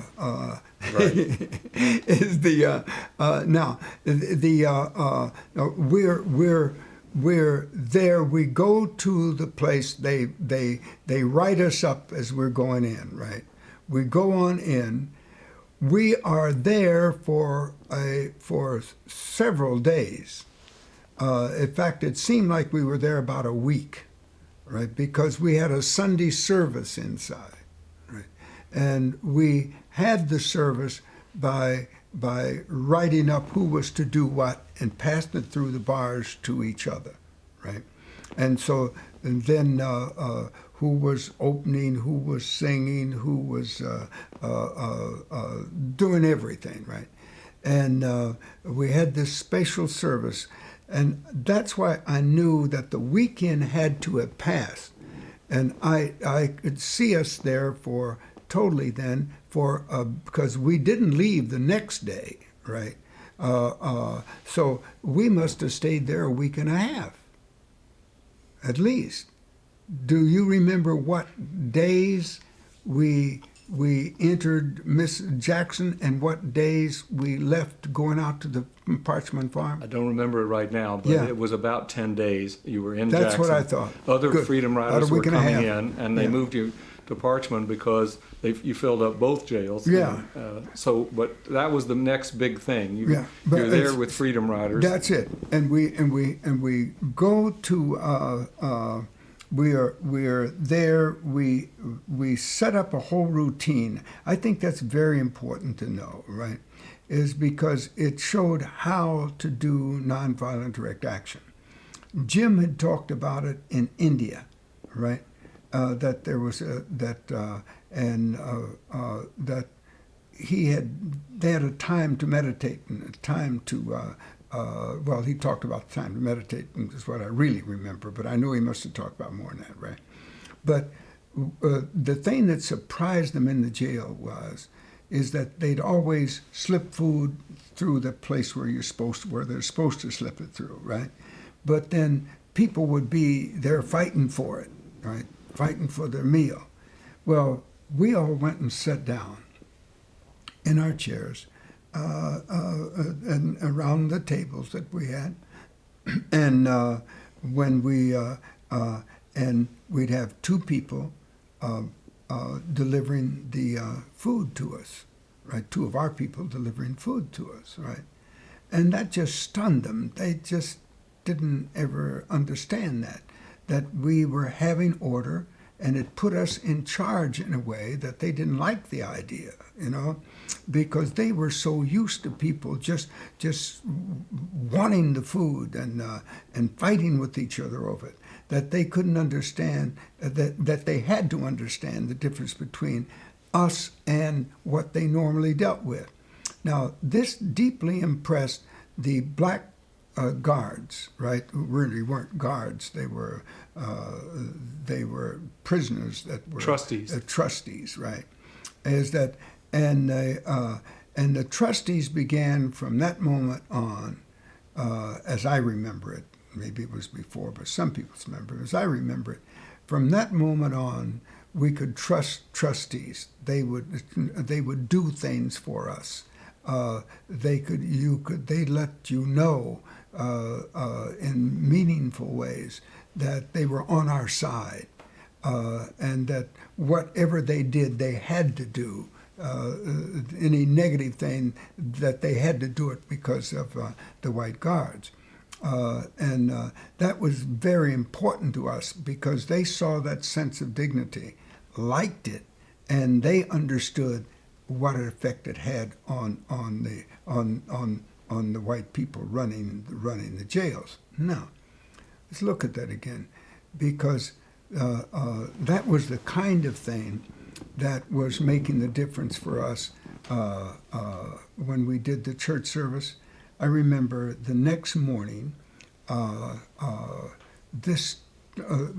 morning before we went, it must have been 2-3 days later, because the day before we went out to Parchman, this tall, it was a lieutenant type, right? He had a certain, he had something in for me, right? And I was trying to get where he was coming from. I just couldn't understand where he was coming from. And so Jim Bevel was from Mississippi, all right? So I said to Jim, I said, what is wrong with this guy? And Jim laughed, and he says, you're a man. And I said, what the heck are you talking about? He said, he's not used to anybody black looking him in the eye. And that to look him in the eye to him was almost an insult. And you never turned away. And you talked to him straight. And I wasn't being unusual. I was just talking to him, just like, just like you talk to somebody, right? And it seemed like the more we talked, the madder this guy got. And yet there was nothing in the conversation to me that would create anger under any circumstances, right? Jim laughed because he was the only one that we Northerners didn't understand this white-black relationship thing. See, Jim Bevel understood it totally, right? And he understood what was moving this guy. Well, we wake up the next morning, they wake us up the next morning very early and take us out to Parchman, right? Now, so we're out to Parchman one day. We should stop and tell them Sure. what Parchman is. Oh, Parchman Prison, famous prison. Parchman Prison is one of the most vicious prisons ever. I have an entire book on Parchman that was written years ago, right? They had 2 burial grounds there, right? It was modeled on a plantation. It is a farm. It's a farm prison. It's a farm prison, and which is the best way to say it. And I like that it was modeled on a plantation. I'd never heard that way, but it was. I mean, the whole thing was. In fact, it was probably a plantation at one time before it was the farm that they used, right? And they don't know how many people were killed in that thing, right? It's because there wasn't any real formal cemetery arrangements, right? As much as people were just buried on top of each other, as they died and as things went on. So we get to Parchman, and so they start to find out about us. The next day they start questioning us, really, the regular arrangements. And so they start questioning us, and there's a girl that was in there right before me was first. And he ended up in tears, right? You could hear through the walls, right? And we were upset about it, right? But nothing to do about it. In fact, we weren't even where you could see in, and we were hearing through the walls. And I was next. Well, this guy that didn't like the fact that I was just looking at him, talking, right? He was there. He didn't go back to Jackson. He stayed there for all the questioning, right? When we started to question, they asked me questions. I said yes, no, and then they said, "Say, sir." So, fine. I wasn't there to be making an argument for anything, right?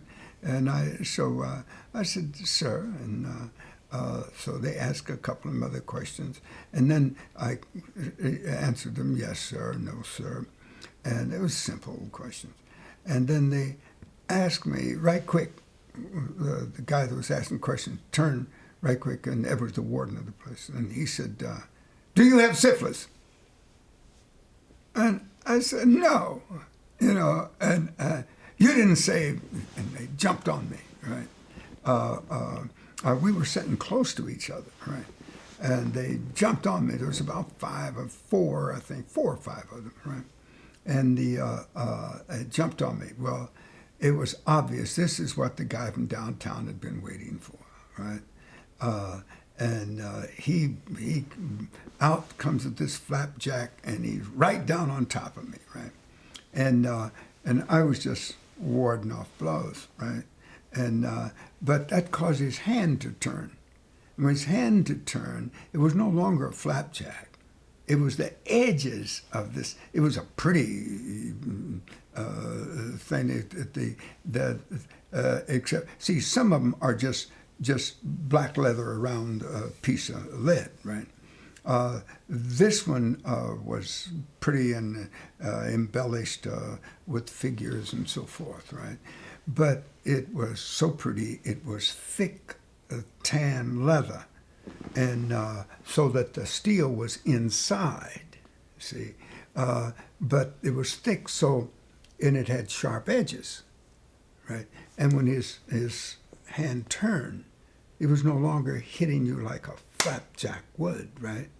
It turned and it cut me right down the side there. As soon as the blood spurted out, they jumped back. I mean, they jumped back, and they looked at each other. I wondered what really happened, right? Because I didn't understand till later. And I was looking at them as if to say, what is this all about, right? No more beating, no more questioning. They had a guy to take me back to the cells, because we were out in front, and back to the cells. So he taking me back to the cells, and we made a turn here and go down. You make a turn down and go straight on into the to the first part of the cells, and then there was a turn there, right, where a great big steel gate was, right. So the guy unlocks the gate and tells me to go on in. So I start in, and I'm going into the jail, and suddenly I feel something. Now, the guy's really a long ways from me. He's about 10 foot from me, right? He's at the end of that cell, right? At least I thought he was, right? But I know he was in where this, if the door had been closed, he would have had to have moved, right? And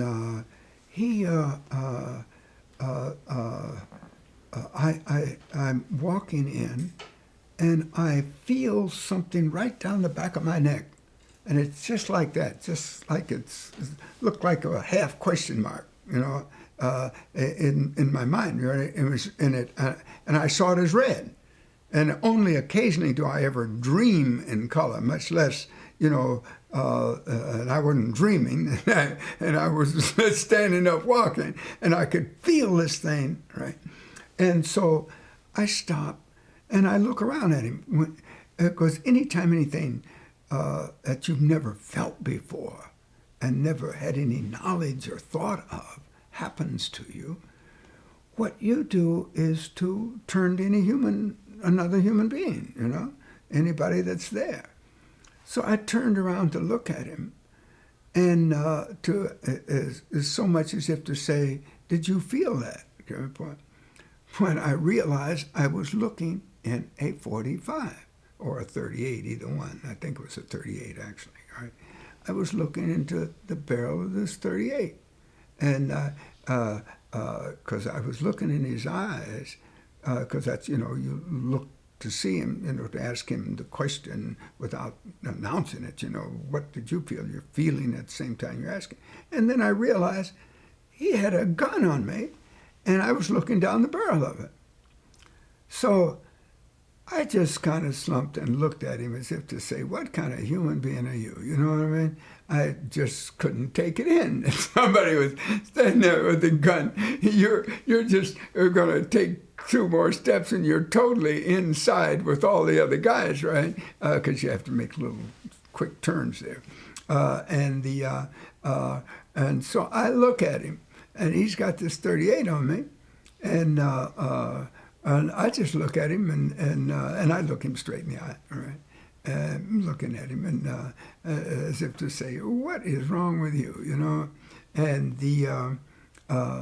And he's trying to make up his mind whether he's going to shoot me or not, and it's obvious. And I just keep looking at him, and he decides he's not going to shoot me, so he just pulls down his gun, throws it in his holster, slams this big steel door.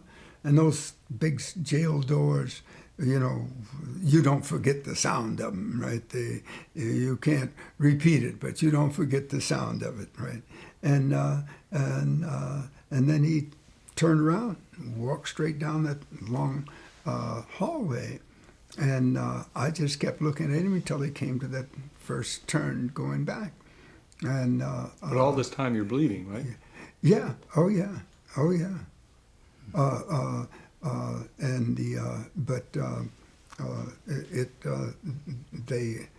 don't know how that. I guess we just stopped it somehow, right? I don't remember I remember being beat like that in another place, but in that place they had doctors come, right? But this one, I don't remember a doctor coming at all. But they began to prepare. Well, let's get the rest of the story that's very important. Is that, so I go on in, and the guys, wonder what's happening, and, we talk, But then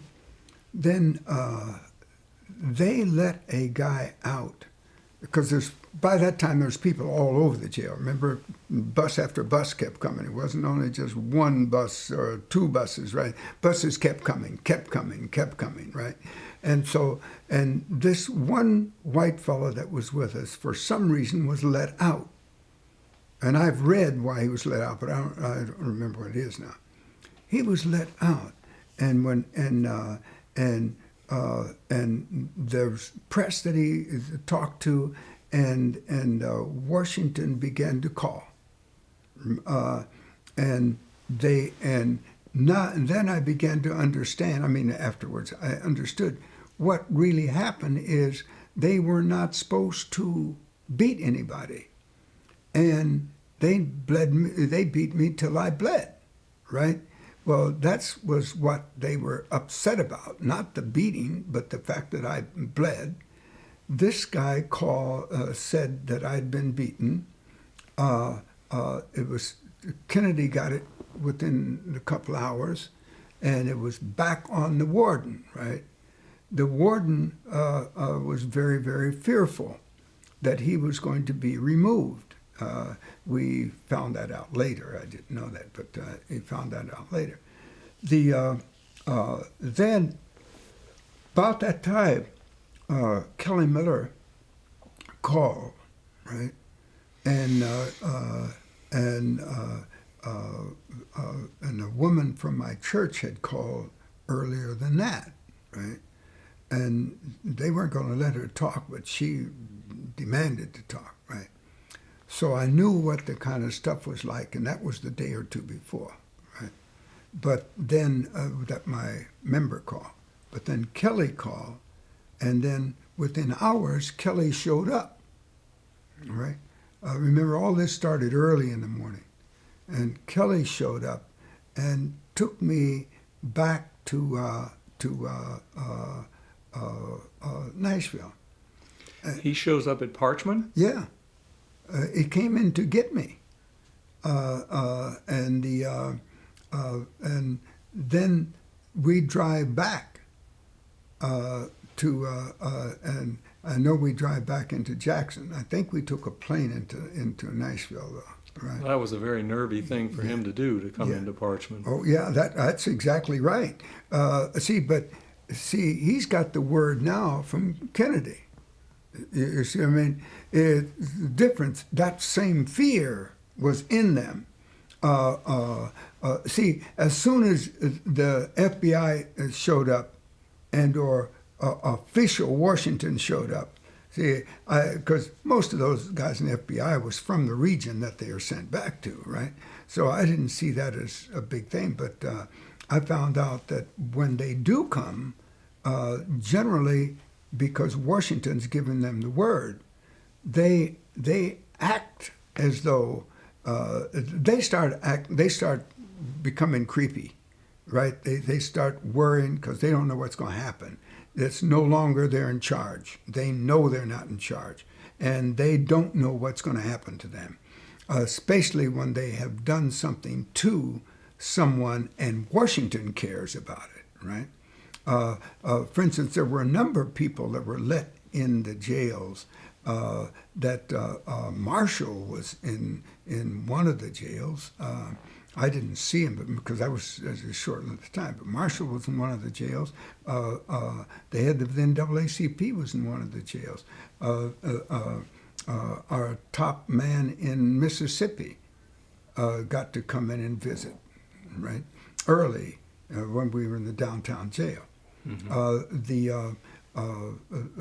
A woman, I can't think of her name, but she was a powerful Methodist woman, could come on into the jail when we were in Jackson, right? To visit. Yeah, and to bring stuff. And So this is the Freedom Rides. You have described your direct participation in an event that really transformed the whole movement from May through the summer of 1961. Because by the end there were 600 Freedom Riders. Yeah, that's staying at Parchman for the summer, and it became quite a phenomenon. Can you tell me, when you came out of prison, what was it like to come out of Parchman as a Freedom Rider? Could you tell the world had changed? Yeah, no. And this is one reason I wished I had been there all summer. See, I wasn't there but a week and a half, you got 2 hit, weeks. That's a good point. And the blood came out. Right? I was saved by the blood. Right. Oh, by the way, I used that when we got back to Nashville. When Kelly brought us back to Nashville, we went into a mass meeting. All right, and that's what I used as text.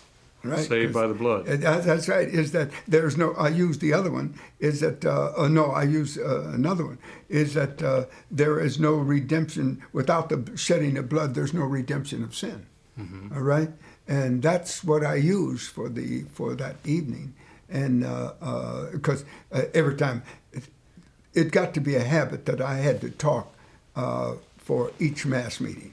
Right. Well, nevertheless, you didn't stay for the whole term in Parchman, but you were a Freedom Rider. You were on the first bus of the Freedom Rider. First bus. That's and right. Helped organize. How has that marked your life? I mean, are there that many people that are aware, given all the other things you've done, is the fact that you're a Freedom Rider, has it been a large or small part of your identity? Oh no, it's been a large part of my understanding my identity, right? Mm-hmm.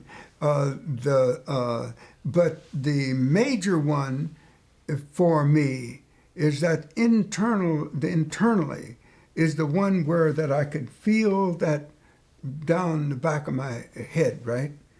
And that this guy wanted to shoot me and didn't, all right?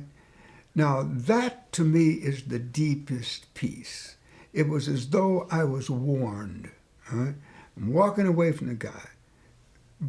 Parchman is a place where they kill anybody black anytime they want to, right?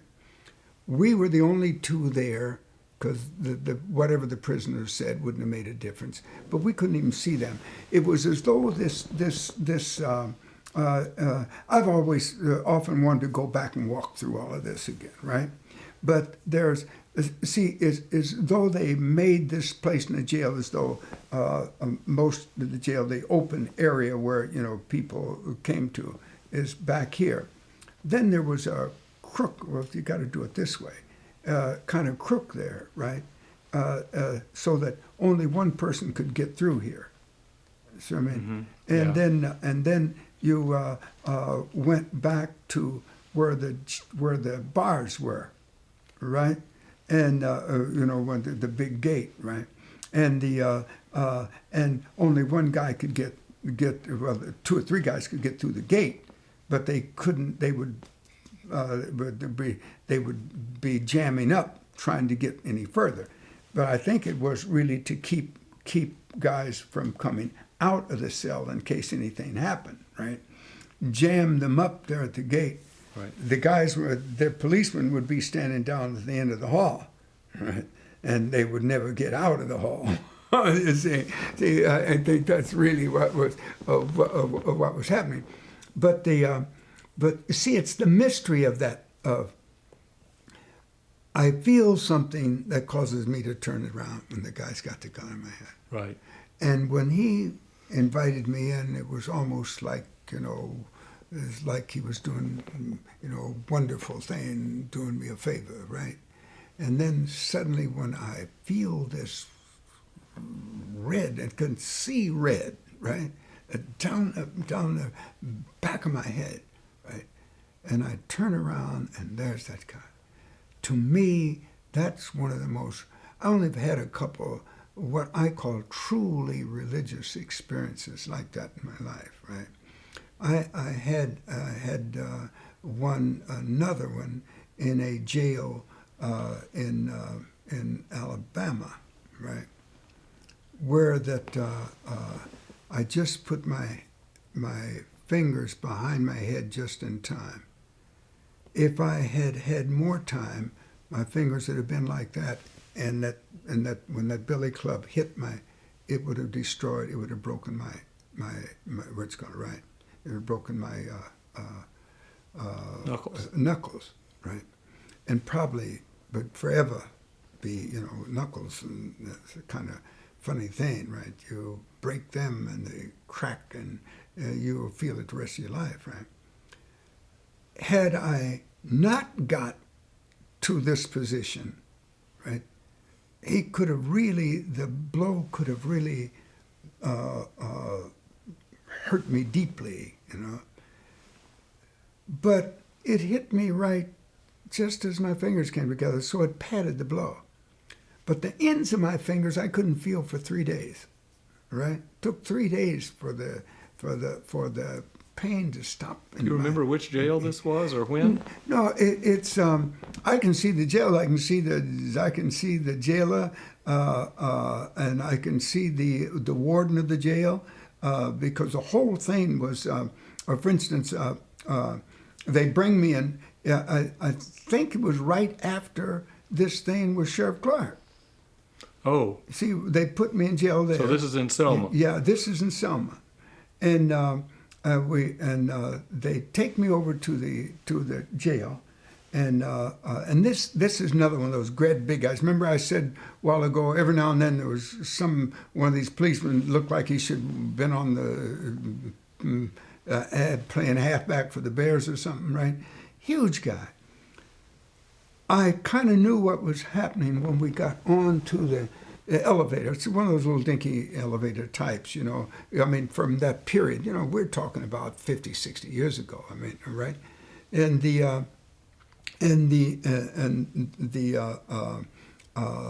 it worked by hand. They used to all work by hand, like department stores, and they'd have pretty girls there doing it, all that kind of stuff, right? But this guy was the head of the jail, right? And he started to take us up, and we were crowded on this because the other guy's so big, and the guy was in charge of the jail, and they're about the same size, but all 3 of us together filled that jail, filled that little elevator. But what bothered me about it was I knew when I stepped on it what was happening. I just knew that this guy was going to try to hit me. But I could feel it, but I didn't really know it until he said to the jailer, he said to him, "Let me hit him." And he felt as though he had to be able to be okay with the jailer, right? He said, "Let me hit him." And this great big guy, and he was behind me, right? He couldn't swing too well. It was kind of tight there, but he was behind me. And then he asked him, "Let me hit him." And the jailer looked at him as if to say, "You are sick." You know what I mean? But he couldn't say nothing. See, one of the things you learn, and you don't have to be in the Deep South, and you don't have to be in jail, and you don't have to be between policemen, is that the hardest thing for a white man to do is to tell another white man he's a racist. And you can be, I don't care where you are, right? And I can give it to you. 25, 30 years ago, I could give it to you north as well as south, but particularly in the south, right? Is that, so I knew what was going to happen. And the jailer turned his head. When the jailer turned his head, I knew it was coming, boy. And I just, went up like that. And I was trying to get my fingers together. And just as they came together, the blow came down, right? And that gave me a cushion. And that cushion made all the difference in the world. Because when they hit you with a gun, he was a big man, boy. Do you think this was the same day as your confrontation with Sheriff Clark? I think so. That's the only time. Because I know the record was that you went into Good Samaritan Hospital.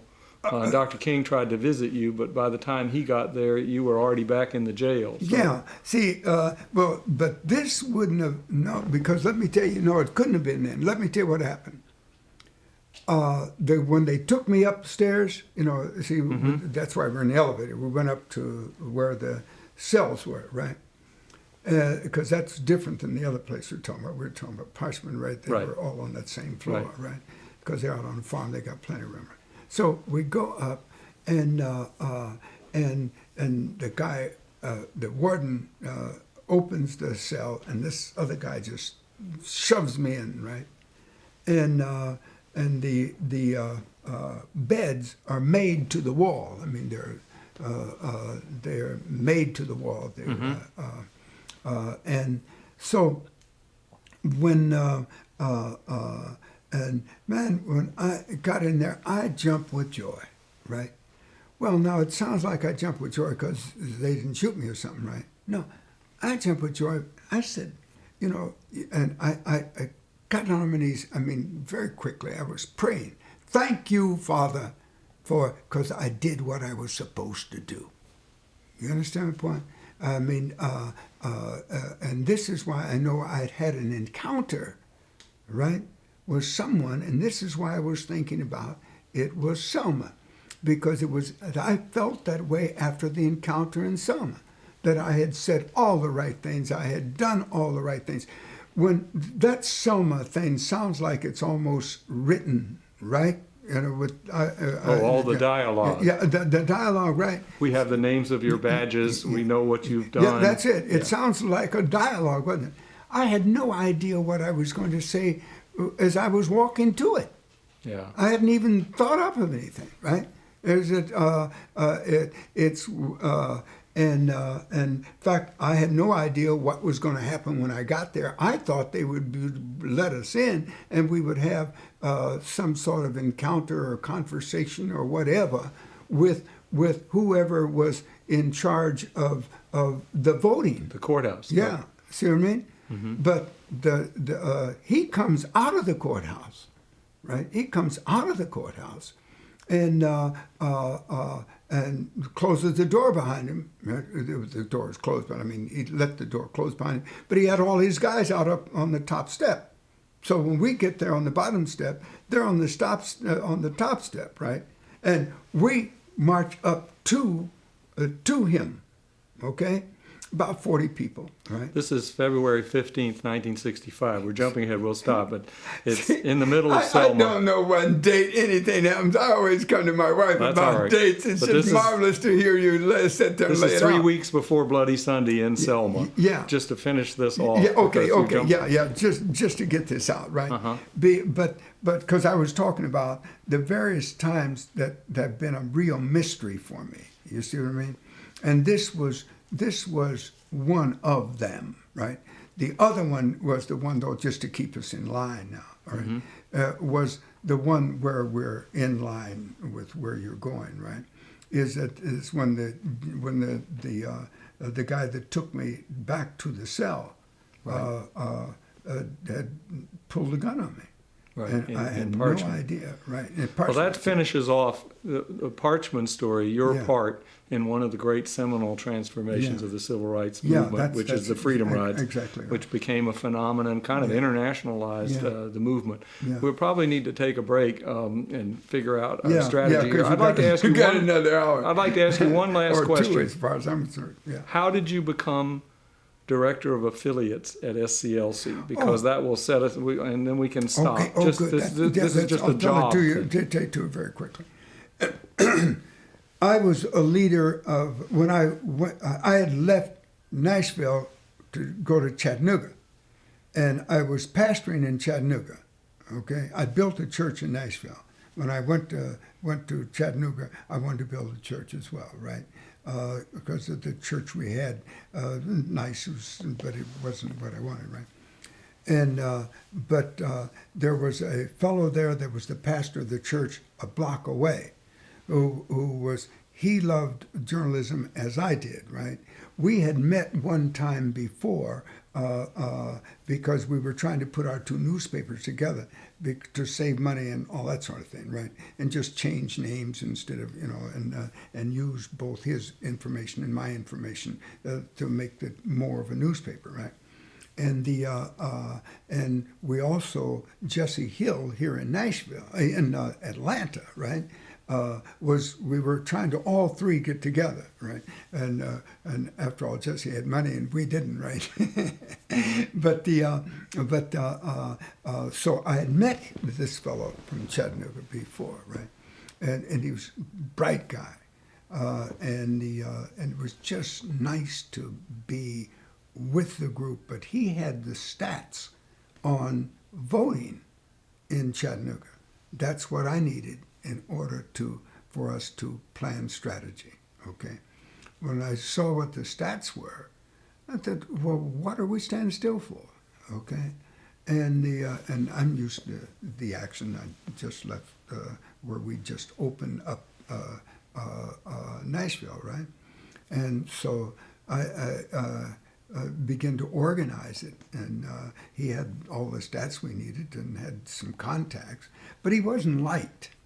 And that was what was slowing him down.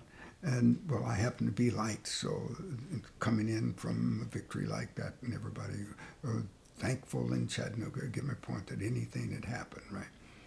So we got together, and then we began to plan the real action for it. We created, we ended up before it was over, electing 3/5 of City Hall. And on one of the rainiest election days that anybody would want to see, that usually slows us down tremendously. Slows everybody down, but if you're not used to voting, it slows you down more than that. We went and got people out of beds and so forth, right? The rain slacked off by the end of the day, and we were getting people out and in to vote. We took 3/5 of city council, okay? We didn't get the mayor. Now, this is what was, I forgot to tell you about. Important part of the strategy was this, is that we found out that 20% of the vote in Chattanooga was paid for, right? They paid black people to vote. But we saw that 20% is totally different. So what my basic speech was, or into the basic speech as I was going over the city getting people out to vote, was that they have been making a fool out of you, right, by buying you, right, as though you were slaves, right, is that let's make a fool out of them, right, and take their money, keep it, right. They can't pay you what they owe you, right, but vote like you want to. In fact, I was right down the street behind a car during the voting on another day, not on the rainy day, but on another day, because we took 3 straight elections, right?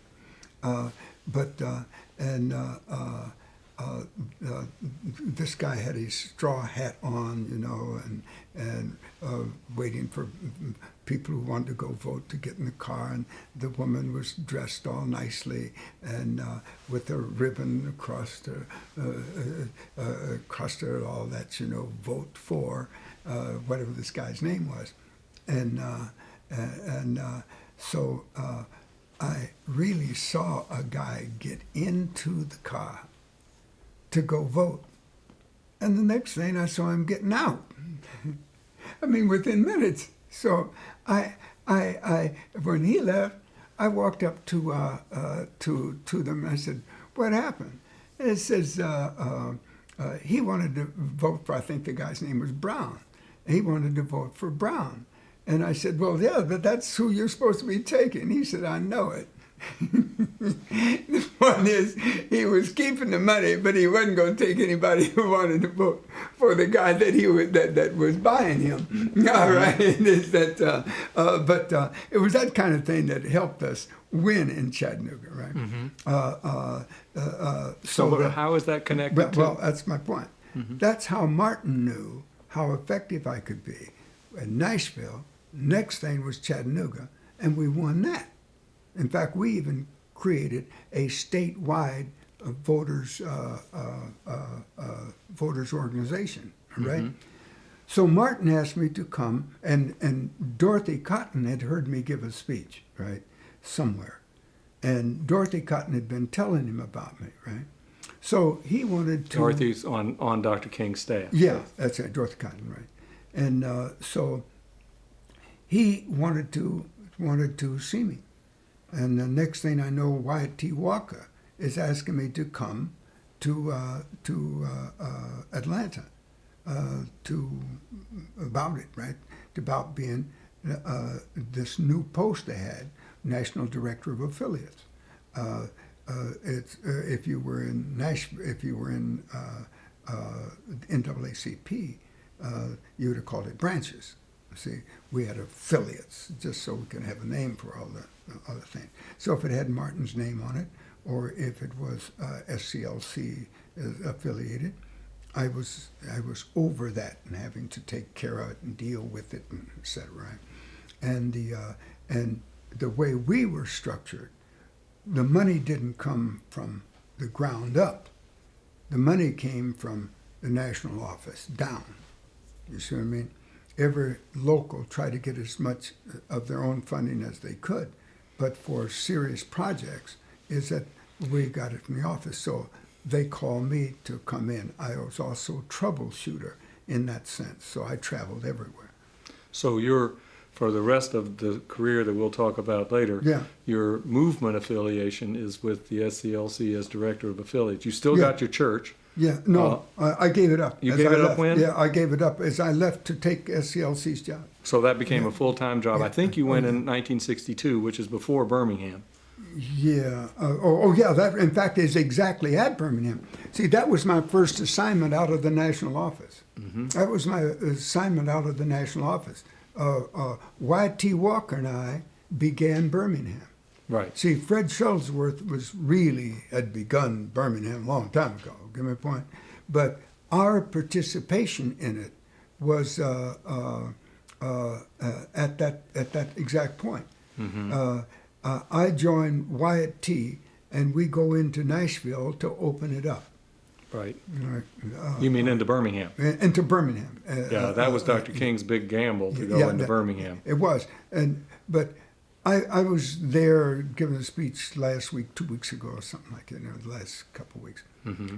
and the something really became very clear as I was going through the speech. Is that had we lost Birmingham, there wouldn't have been a voting rights bill.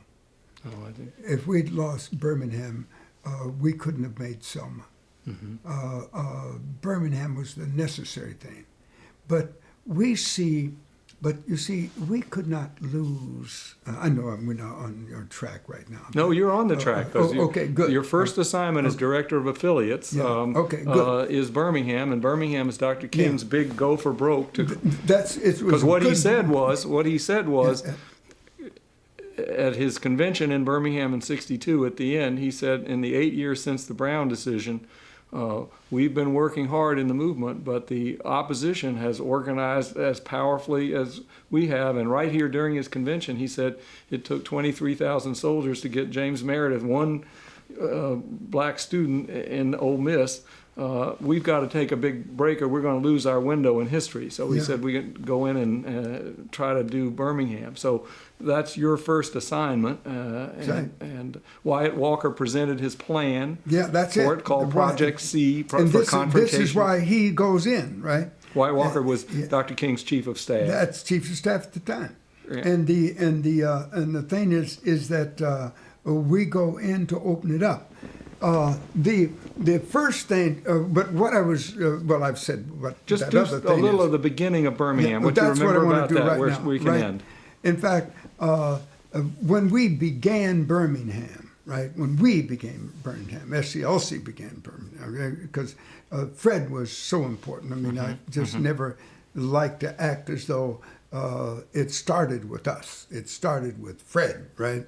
But when we first moved in, this story tells you exactly what was going on. We were trying to set up this little office, right, that we had, Wyatt and I, right? And so looking out in a window, and you saw the telephone company building, or you could see the whole side of it, right? And and it had balconies all the way up, right, each floor. And there were two guys out there smoking cigarettes. So I think it was Wyatt.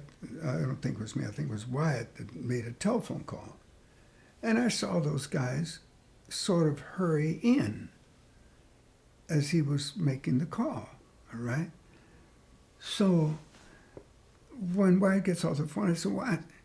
I think I know that those guys over there on that balcony are government guys, right? And so let's have some fun." So, so we started making telephone calls, and they would run in, right? And then we'd hang up the phone, and they'd appear again. So we did it about 4 or 5 times until we knew what was really happening. And it was always funny to me to think about it's bad enough that you're in Birmingham, right?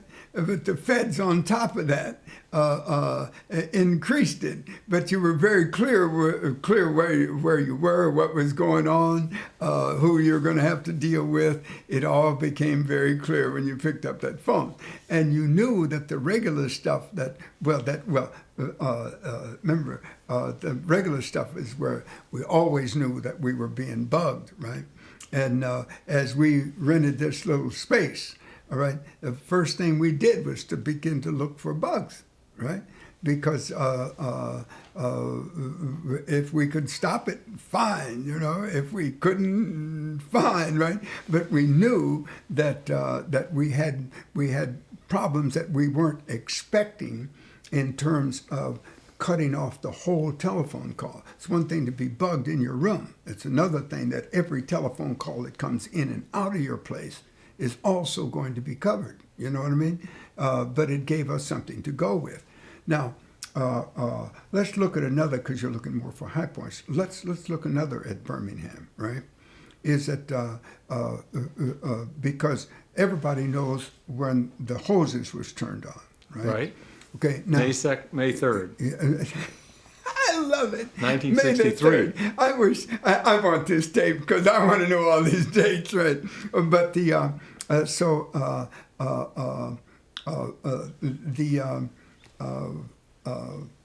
May the 3rd, you say it was? Mm-hmm. Okay, good, all right. So we were sending students downtown. Young kids. That's yeah. right. They were turning the hoses on them. We were sending guys out. Wyatt and I were inside the church, right? Wyatt and I were inside the church, so that we were sending folk out the front door toward the park, right?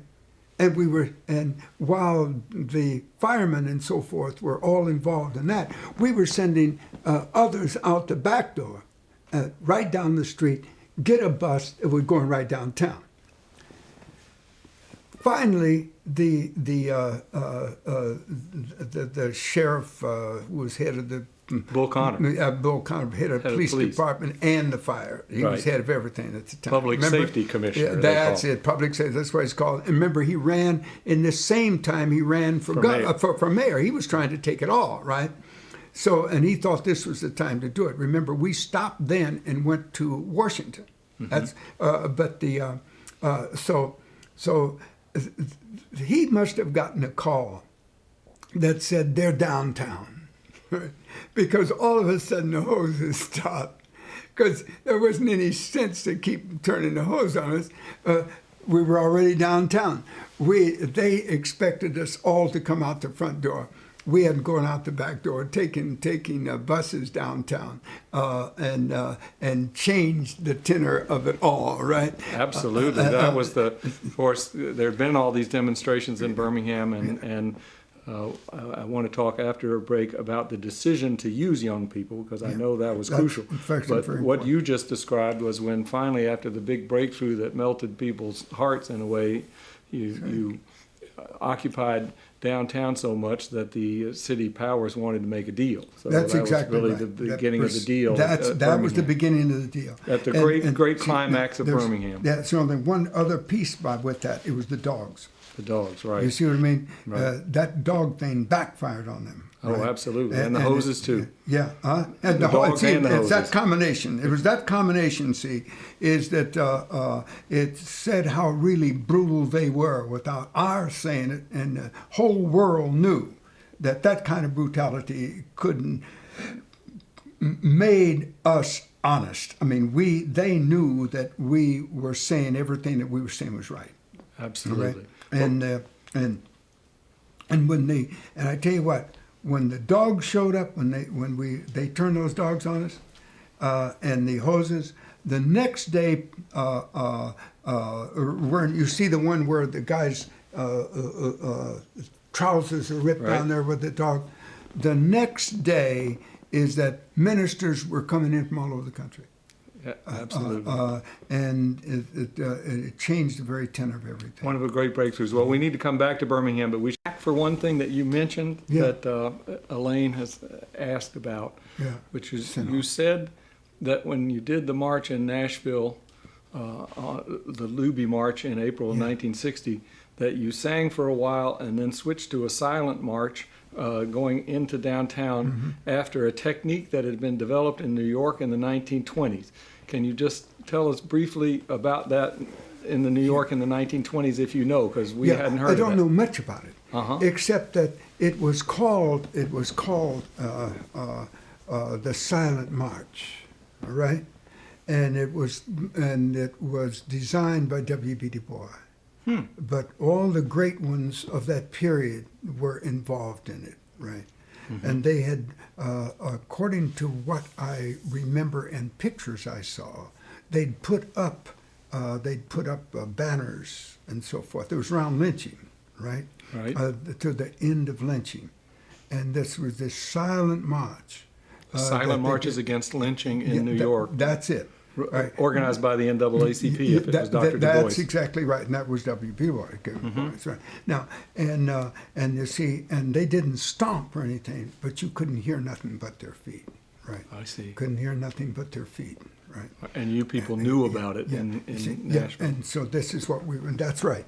And this is what we, so as we were going, we didn't do it until we were going into downtown, right? As we turned, see, you come down, you turn, and you go in toward City Hall, and you cut across the street. You would come to the publishing house and go one block over, right?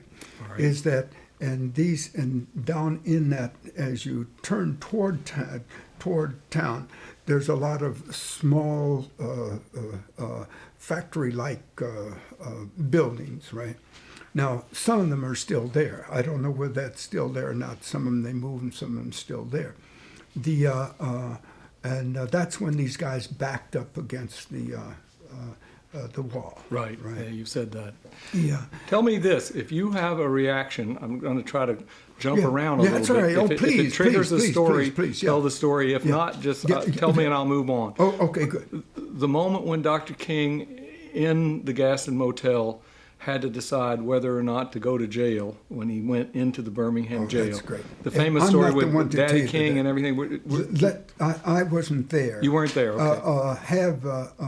But the person who tells it so well is Dorothy Cotton. Right. All right, she tells it so well. Dorothy Cotton was on Dr. Yeah. King's staff. But- Actually but, came down yeah. from Petersburg with Wyatt That- Walker. that's right, with Wyatt T. Yeah, I know her very well. And there was another guy with them. Wyatt T. brought two people. One of them was Dorothy, and another one's another person that never gets brought up. Mm-hmm. He turned a radio here in town, right? Very early after coming. All right. The decision, because even after Dr. King came out of jail in Birmingham, before those big dogs and hoses marches, the Birmingham movement was almost on life support. And Bevel and Dorothy Cotton and the people running those youth workshops said, we're not out of volunteers yet, we've got these young people. And lots of people had talked about debates within the movement over whether to use young people and how young to use them. Does that trigger anyone? Oh yeah, definitely. That was a real argument. Is what should happen. Bevel was the one that really said young people should go. Right. That you're never too young to fight for your freedom became the thing for all of us. But I mean, it was Bevel who brought it up and made it and really fought for it. Right. And Diane, of course, they were married at the time. Right. As the but that changed things. In fact, I have a list of 6 things I want to give to the museum in Birmingham. I mean, ideas, right? And that's one of them. That they're not highlighting that enough, right? It's the only place, all right, and I want to say in the Western world, but it's the only place in nonviolent work I know in the West where there was a children's movement. Right now, but do you know the other part of it where they get out to the jail, and because when the people that Sunday when people come out and go out to the jail to sing to their kids, and the firemen refuse to turn the hoses on them. Okay, I just wanted to be certain of that. That's a great story. Oh, that's a great story. But the decision to use children, No, and you're absolutely right. that's- The only time I wrote in one of my prefaces that the only parallel that I know of is the Passover story, where the children in Egypt. You're had- talking about going back. That's going way, but I mean, where That's a people great that story. young have that kind of historical impact. That's exactly right. That's exactly right. It just didn't happen. In fact, this is why there was an argument against using it, because we thought, everybody thought, oh, you shouldn't use children. Why not? Right? But I think one of the reasons is because most adults weren't ready to do it, period. Right? Much less have children do it. Listen, I remember during that thing, I was having kids come out of one of the high schools. High schools, they're like small colleges, right? and they were coming out of windows, right? Coming down. And you reminded me when you said that.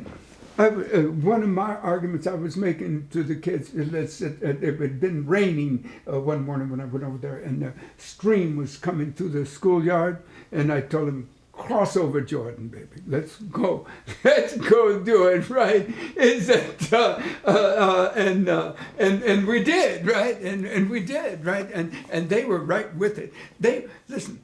They so badly wanted to come out. The principal had to so badly keep them in. They locked all the doors, and so the kids were crawling out of windows, all right, and jumping down from that second floor. You know, because first floor is always a little higher, right? And they were coming down and hanging down and falling and jumping out the windows, right, so that they could go on out and do it. There was no doubt in the kids' mind. Right? No, none at but all. plenty in the adult's mind. That's exactly right, but not in the kids' mind. And I think part of it, I think that the adults was afraid they may be blamed for something. You see what I mean? Rather than because all of us in Birmingham knew that everybody in Birmingham was part of the movement. Right. But then, like so many things, you never knew what the police were going to do to them. So that's a good comment about the faithfulness of the children in Birmingham. So jumping from there, what about the March on Washington? Any memories or stories about the March on Washington? Stories or memories? No, I have a picture where they cut my head off. Who was the great writer of that time? Baldwin? Baldwin. Baldwin's being there was the most interesting thing for me. That I consider a story, right?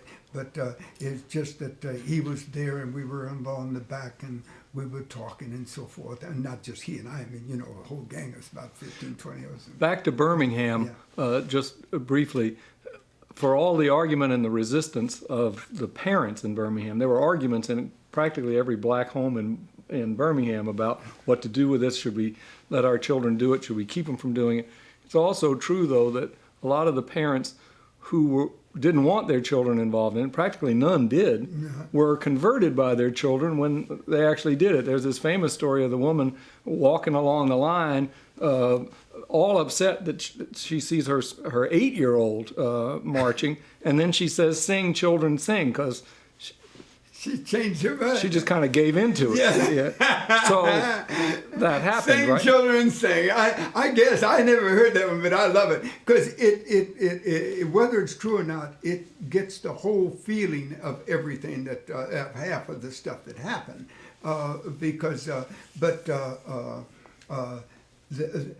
I was very clear that everybody wanted it to happen. Now, not that when I say everybody, it's overdoing it. I mean, there was a lot of argument, but I don't think it was nearly as intense as it seems. Is that because and when the children went to jail, that did change everything, right? There was no longer anything, but I think it's no longer because they knew they wouldn't be hurt, right? But the story to me is more so than the kids going, is that the parents coming out.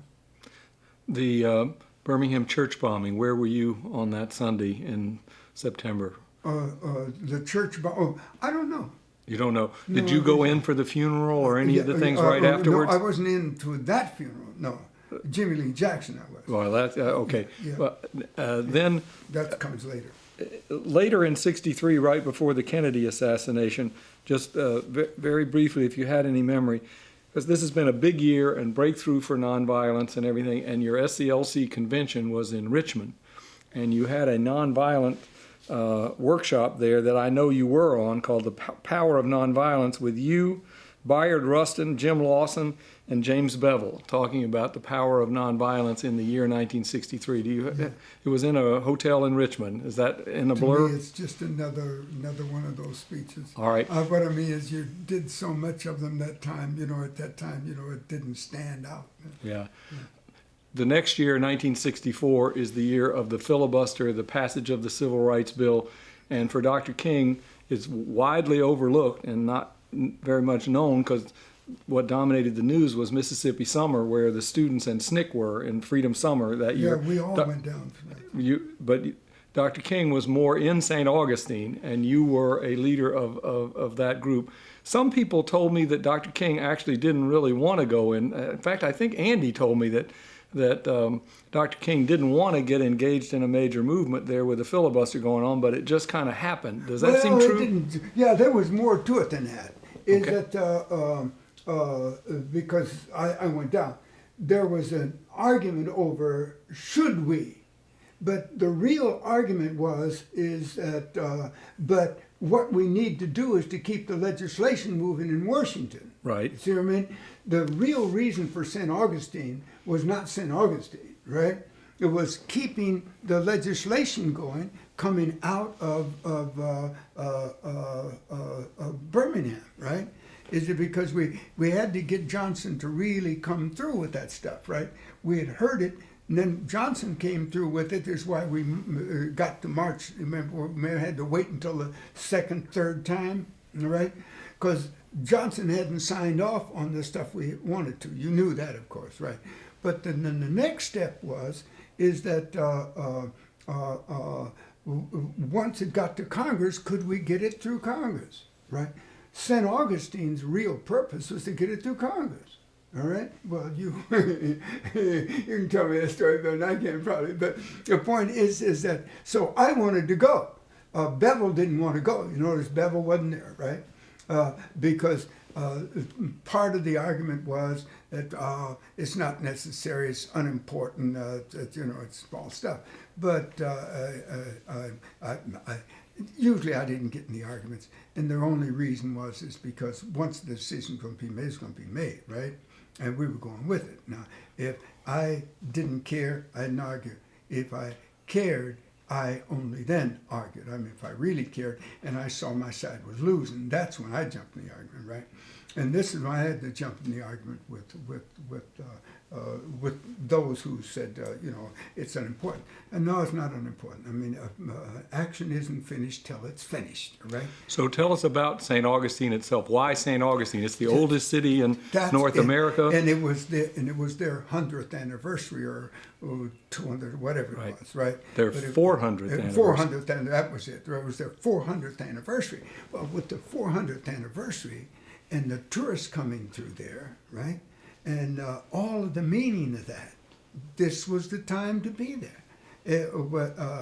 And we couldn't swim on the beach, right?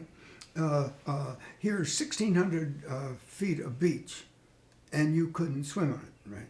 Is that We should stop I mean, there. People don't know what you're saying. Yeah. It was a segregated beach. Literally, Yeah. black people were not allowed to go on the public beach into the ocean. Yeah, precisely right, right? And if they did, what would Yeah. happen? Now, the 1,600, okay, let me answer your question, right? Because I said 600 feet, that's was a black-owned. A black-owned beach, right. That's right. Now, because if you went in, they would drown you. To give you an idea what I'm talking about, is that they would create all the guys, because they were always on the beach, all the white guys were on the beach, and they swam all the time, right? It was just natural. They almost swam like fish. I mean, they're used to it. Is that most black people don't swim, right? They at all, right? Much less swim in the ocean, right? So what they would do is to create like a net, like a human net, right? And then as you walk forward, they would go deeper. Walk forward into it, they'd go deeper, right? Walk forward and they'd go deeper. Now, we would have really been in trouble on the big one. I was leading it. Fred Shuttlesworth came out from nowhere and joined me. And Fred said, "Can you swim?" Out the side of his mouth. He said, "Can you swim?" I says, "Yeah, but not in an ocean." And the idea being is these guys are going to take you out in the ocean, right? So Fred couldn't swim, right? So, but he said, "Well, let's go in at an angle." I said, "Fred, this is the ocean. go in at an angle. these guys know the whole thing, right? All they have to do is move over a step. You're talking about going the angle, right? But but he came on, and we got out to about here, right?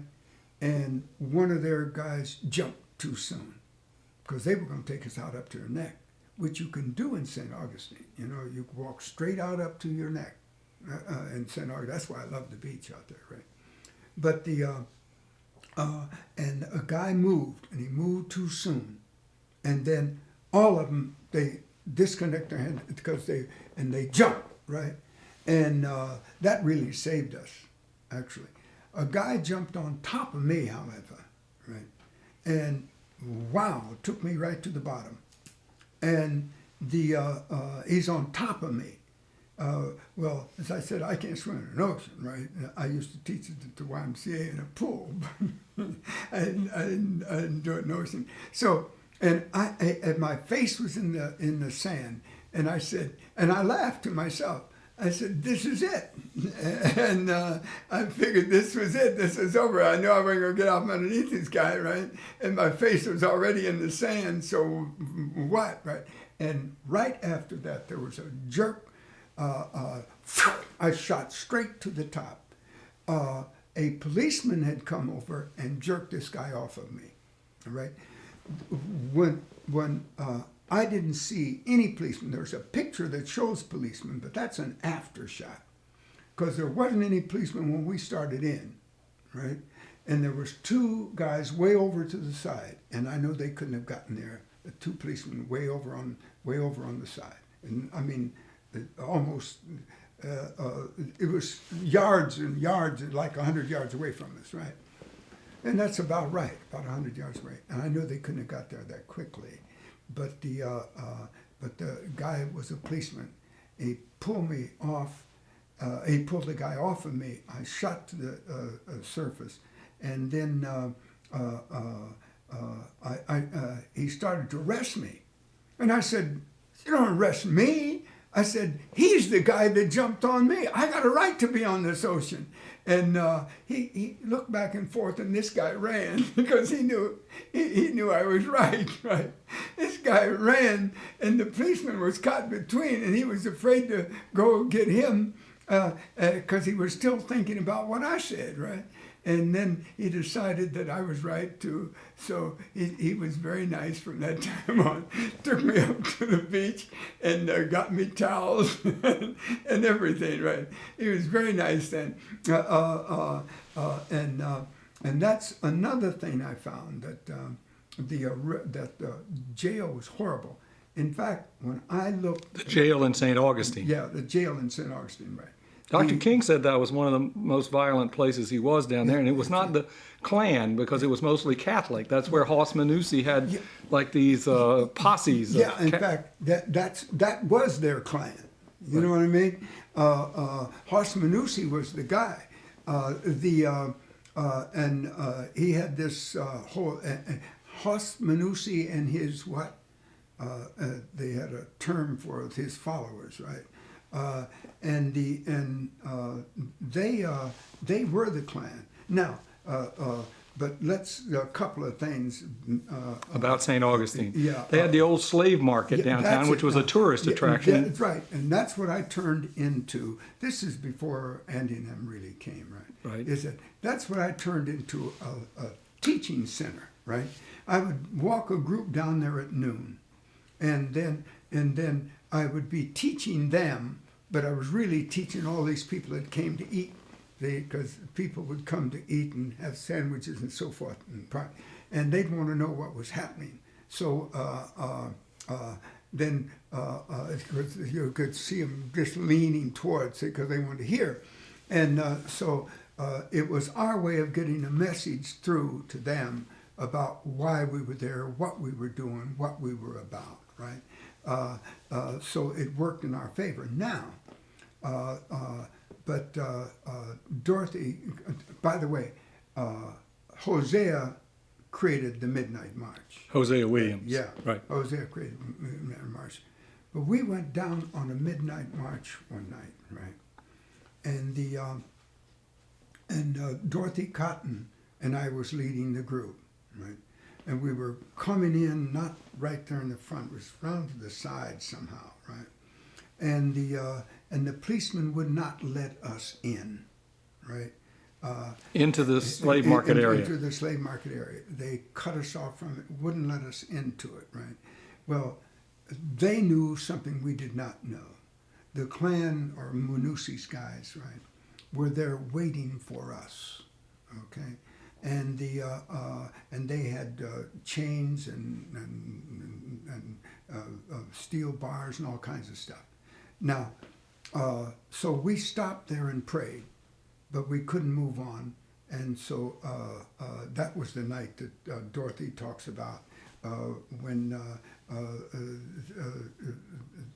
we were praying, and she said something, and this guy says, or somebody prayed to God and says, "Niggas ain't got no God." Remember, as I almost say it like Dorothy said it, right? You know, because that stuck out in her mind. But we were leading the march down there, one of those midnight march things. I was leading another midnight march one night when about 40 of us were sent to the hospital, right? Is that what they would, you have that old Mexican kind of walls around things, right? And they would throw stuff over the walls onto us as we marked on the sidewalk. And we'd have to move over to the middle of the street. And those walls are so beautiful in the daytime, right? But at night, they were dangerous, man. They were dangerous. And they'd climb up on the walls and throw stuff down on us, right? And we'd have to go out in the street because we'd be walking the sidewalks. I remember that night was when we went back to a church to recoup, and but I knew I couldn't let them, couldn't stop it, because here again we won't let violence stop nonviolence, right?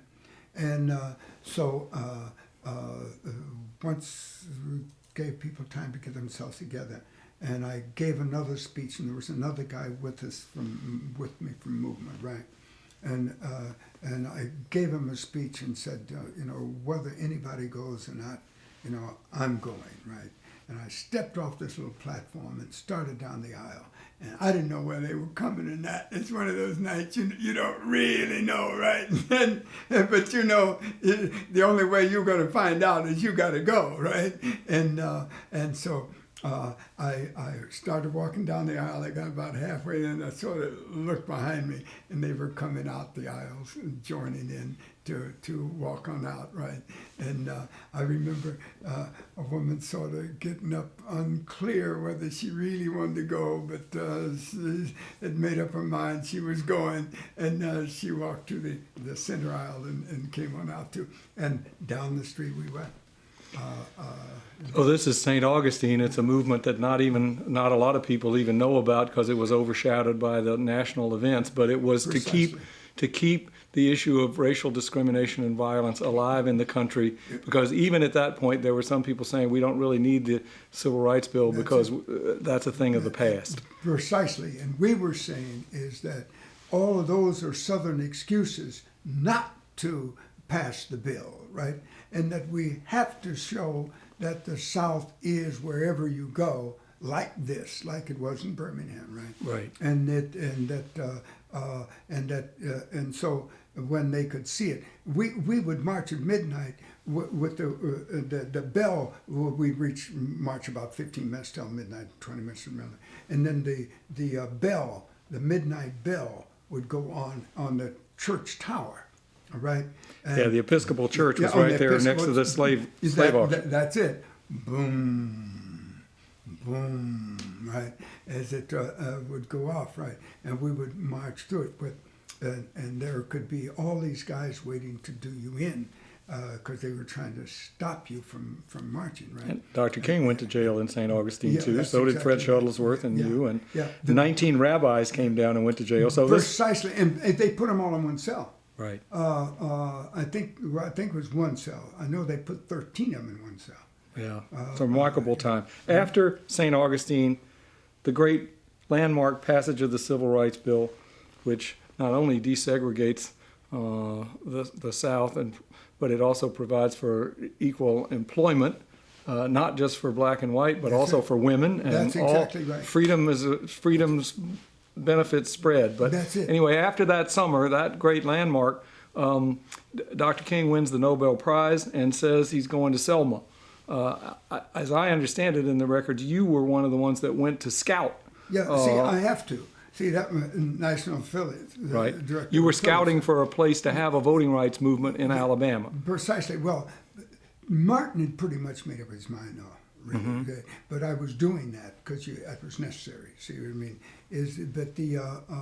But what I really went in there for is to see how well they were prepared for it and to get an invitation from them. See, remember, SNCC was just leaving. You get my point. SNCC had not pulled it, all right? But I think it was a difference in strategies. See, SNCC was not trying for a bill. What the Student Nonviolent Coordinating Committee was doing was you come to a town, you set up, and you prepare those people and keep them struggling and keep them fighting till their town was cleaned up. Right. Now, truthfully, when you're dealing with Selma, you're not just dealing with the town. You're dealing with all those surrounding counties. You see what I mean? And black people were coming in from those counties into Selma, right? For the action. Now, there's a woman that's written a book about that. Her name is starts with an F. She teaches black studies at the University of Tennessee. Fleming's is her name, right? She's supposed to be doing a book on me. She's been doing it for 2 years. But the point is, well, I mean, but she's had real reasons for not finishing it, because there wasn't that much. She writes small books, but they're very good books, right? And she, this last book she's written is Selma and the Surrounding Counties. Right. She's got another name, that's the subtitle, right?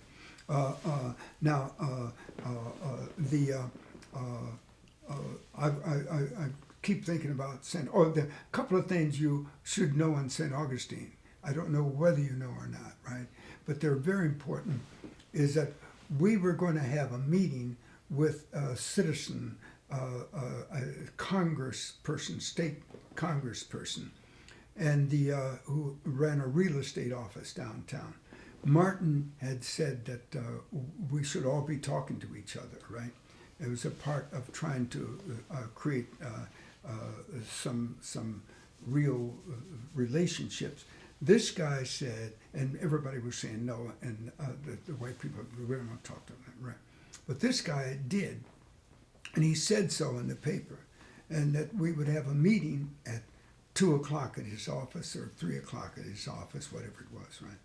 And when we got there, his windows was knocked out, right? And we went in, and you could tell the guy had been crying. They had gotten there early and intimidated him out of his mind. He was afraid of everything. I've always wanted to know, never followed up, but I always wanted to know if he got reelected. You know what I mean? It would have been interesting. Just for dialogue. Yeah, that's right. It would be a thing to know.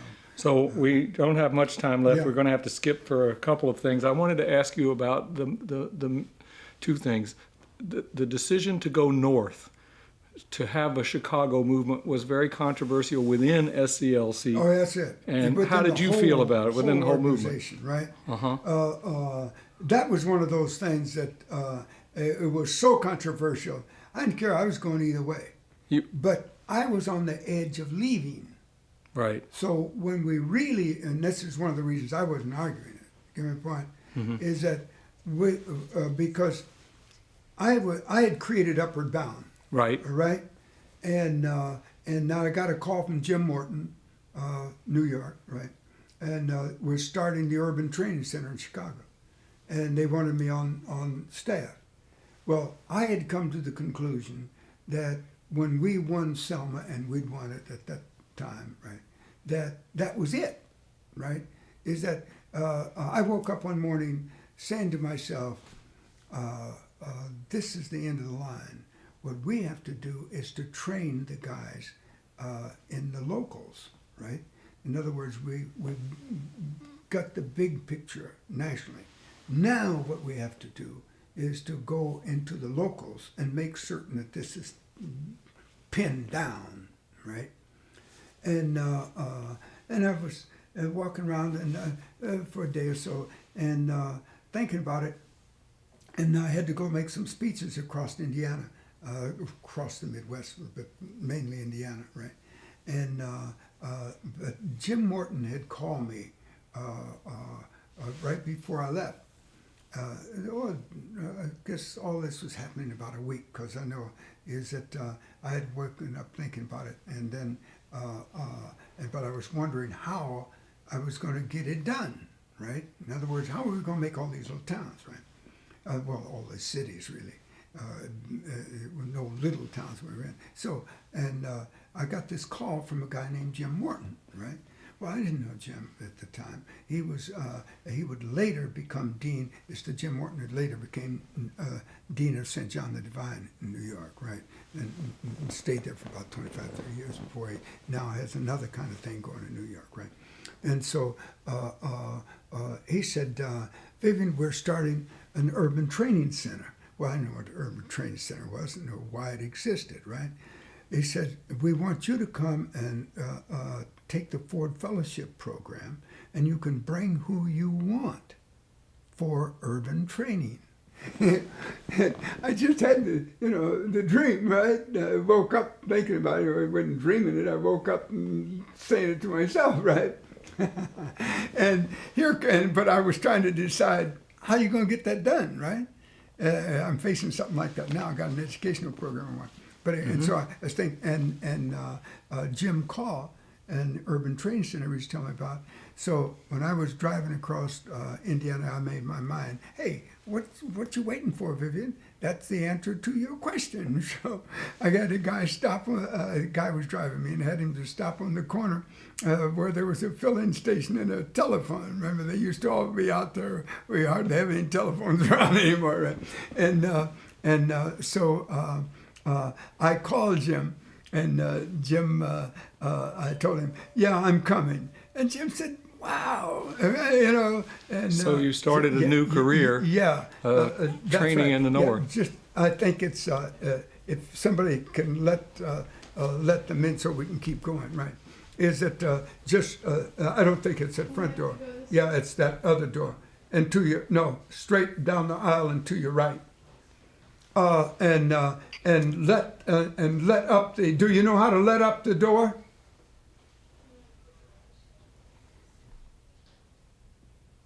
I hope they'll so. figure it out. But yeah, they got the door right. So and that's when I started the Urban Training Center. Well, that was from what we're saying is, but that was right before he was coming to Chicago. I was there before he was, right? That's good. And So we're going to have to jump to a couple of things here at the end because we only got a few minutes. Right, that's right. Did you have anything to do with the Meredith March? No, none at all. I was. All I can say is that I was there in Birmingham with who was the woman that was a great lawyer for NAACP, woman, and she became mayor of Manhattan later on. Anyway, she's quite a, and I was there when the news came. We were eating breakfast at the what's called a motel in Birmingham. Gaston? Gaston, at the Gaston Motel. When the news word came that Meredith had been shot? That's right. And here's the story for you. You know what she said? No, that he was coming. Coming through. See, because it started in Tennessee, right? Started in Memphis. Memphis, right? And coming through Birmingham, right? And and because I know only because we were at that motel, right? Mm-hmm. And we got the message, and she said, but will he live until nightfall? Now, that was not for Meredith. That was for the guy that, William Moore? William Moore. William Right. Moore. That was in So he was dead, 1963. and then Yeah. she takes it. He takes it up. Mhm. Right? No, that's all right. This is Yeah. Okay. because that was in 63. Final comments. Yeah. Because SNCC was always divided to some degree between, as you put it, the by any means necessary, and there was a religious element within SNCC too. Diane was part of it. Yeah. Yeah. John Lewis stayed part of it until they threw him out. That's right. But then Black Power comes about in the summer of '66 by people who have been nonviolent for many years. Some of them just got tired of it. Some of them never believed in it, certainly religiously, and everything. How do you see it in retrospect? The split between the people who stayed with nonviolence and the people who abandoned nonviolence. Well, I think that it became very clear the people that stayed with nonviolence won. Just that simple.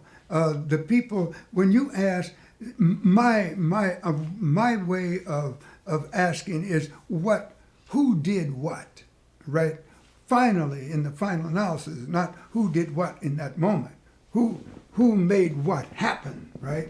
Well, what did they do? Like anybody says to me, Malcolm or Martin, and I did that one day in a conference, right? Tell me, what did Malcolm do? Well, and they all backed off, right? Now, the same thing here is that by any means necessary, folk, in other words, what did they do? What did they get accomplished? In fact, SNCC ended up without having students, all right? They were not nonviolent, right? And they were no longer a committee, all right? Is that, but largely because they didn't have a base. You see what I mean? Is that SCLC only remained to now because it had church as a base. It had a base that was important, right? Is that, in fact, there's no reason for SCLC to still be alive, truthfully, right? But because of the church, they stayed alive in language and et cetera, right?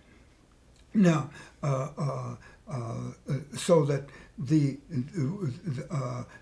when you had guys like Foreman talking about, we'll kick the legs out from under you, right? They wanted him to try it, right? They just wanted an excuse to kill him. That was always the truth with everything, right? But they didn't even think he was important enough to kill. You see, is that the real question when people say, "Oh, are you worthy to be killed?" Right? Mm-hmm. Forget. I mean, people don't want to kill everybody. You don't need to kill certain people. You only kill the ones that'll make the difference, right? The rest of them are just something to play with, right? And because that's the way I see most such movements, right? Let's close just our last few minutes on a little bit on your relationship with Dr. King. What stands out about your, I mean, he's going through a lot. He's always expecting to be killed. Did you have many personal moments with him, or what sticks out in your memory about the course of life or reflective? I know you talked once about, you gave him the news that Vernon Johns had died. That at one point he told you that you didn't, he asked you, did you think he knew what he was talking about when he was talking about the Vietnam War? Oh, yeah. So you had some personal conversations. What sticks out in your mind there? Is that the first one was when, the first one when I did a 24-page piece on him. Very early in the movements, right after he won in Selma. I mean, in Montgomery. In Montgomery. When he won in Montgomery, right? Is the I went. He was getting an honorary doctorate from Fisk, and I went out to cover him because I was an editor of the Sunday School Publishing Board, right? And I did a 24-page piece on him, of which that was one of the pieces, right? And the rest of it were various articles that he had done. and a copy under pictures about Montgomery.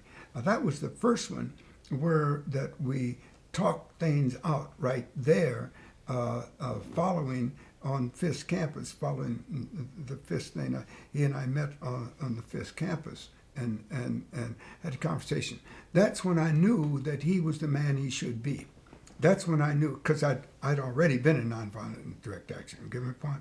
And to me, I was finding out whether he can go weather the storm beyond Montgomery, right? And I came to the conclusion that he not only could, but he was the ideal person for us. Just like Obama suddenly becomes a genius that steps out, from nowhere, right? And becomes president.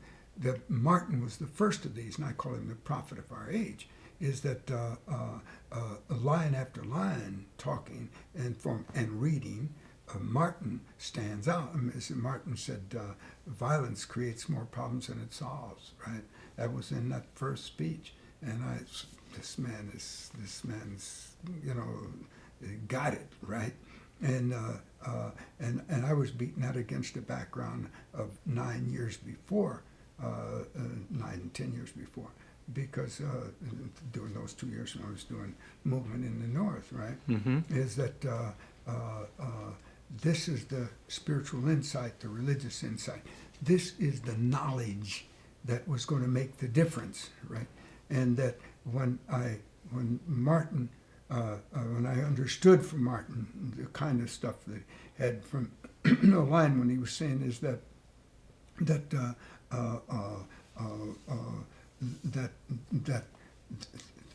the change that must happen was not legal. The change that must happen was moral and spiritual, right? And that the basis upon which we would move was that, right? A couple of last things. Do you remember your last conversation with him? Oh, no. You don't? No. Do you remember a joke he told? Yeah, I do remember one.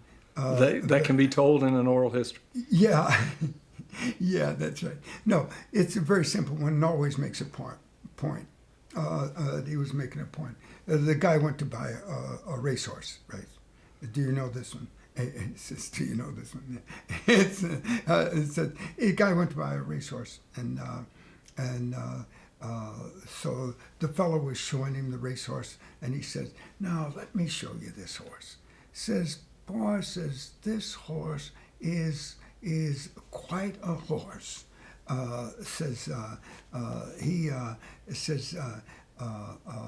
He used to this and he used to that, right? So Martin, or the guy in Martin's story, says, "Well, show me another one," and he says, "Now here is a horse. Look at him. See how sleek he is. Look how the hair. Oh, he's going to be a great horse, right?" And Martin said, "I don't want to see a has been or a will be. I want to see a must is, or a now is," right? See, well, that's the kind of joke stuff out of Martin that I always appreciated. All right, is that I don't care nothing about what you were going to do, what you thought you were about, I mean, what are you doing right now, right? And it's that minute thing in terms of the scriptures, right? Is that it's in the now that life is lived. So anything else about him with the various people around him? Are there any outstanding memories of his relations with people that you would like to leave? Because we've only got a minute or two. Yeah, Ab. And I'll say it the quick form because I Right. think you've heard it in the other form. Is that Ab meaning Aberneth. Aberneth? Yeah. You all called him Ab. Yeah, that's it. Is that is that Ab could have been the leader? I don't know whether I mentioned that today or not, but Ab could have been the leader, and in a time when black people, as we used to say, the only board you could serve on if you were black was the deacon board, right? All right. Here was the biggest thing in the nation, right? Ab could have been it because he had all the connections, but he refused to do it and gave in to Martin, right? The other thing that stands out like that is that everybody, most of the people that surrounded him was older than he, all right? But it didn't get in their way because they knew how bright he was, all right? And his leadership abilities was far beyond anybody else in the group. There was no, and if you notice, when Martin left, it was all over, right? Because he was the only one that could hold everybody together. You had all those big egos and personalities, and it didn't bother him. It didn't bother him a bit, right? And Martin, and it wasn't because they didn't have no place else to go. They didn't, but that was not Martin's reason. Martin knew their talents, saw them, and understood with these we can move, and made it happen anyway. Ab also, when we're speaking of people surrounding him, Ab was also here's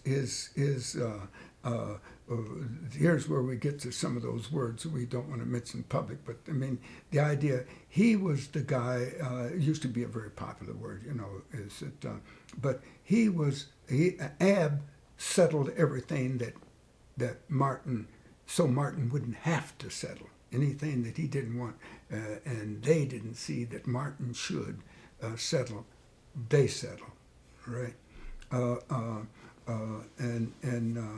It's those a memory of Martin that is always with me when I think like this, right? Is that we would have a party out to his house occasionally, and we'd always end it with singing, and I can see Martin now sort of rocking back and forth on his heels, right, singing "There is a balm in Gilead,"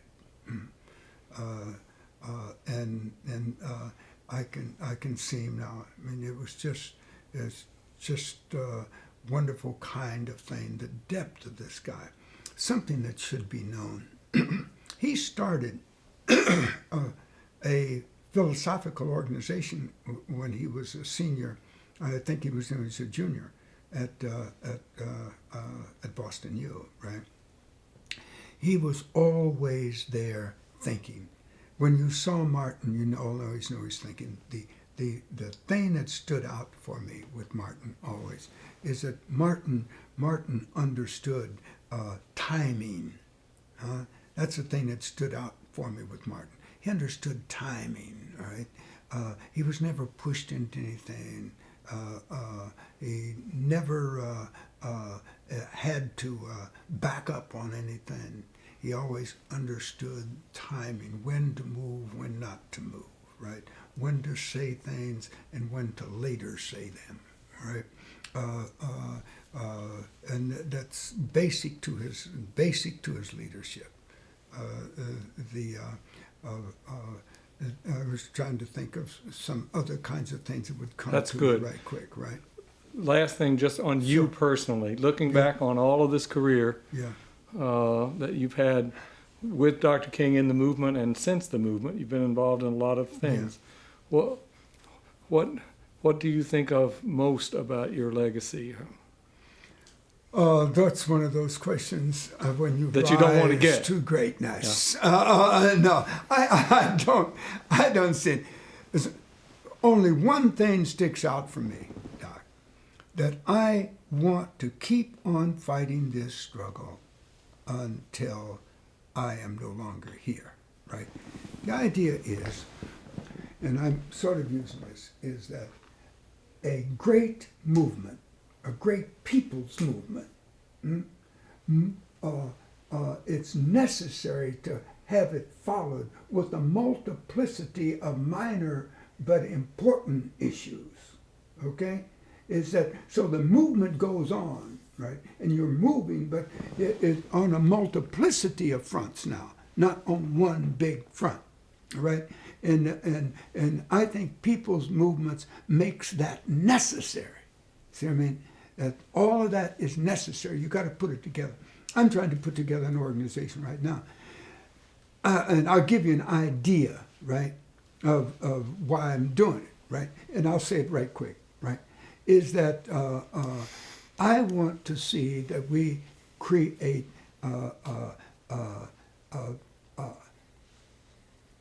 up to 1 million black people a year that pass the ACT test at a high level.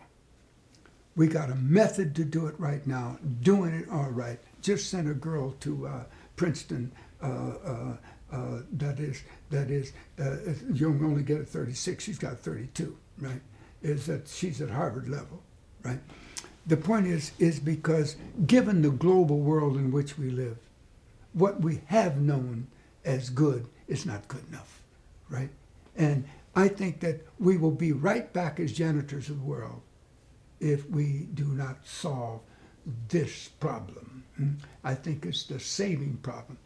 I've come to the conclusion that following freedom always has to have education. Education must always follow freedom.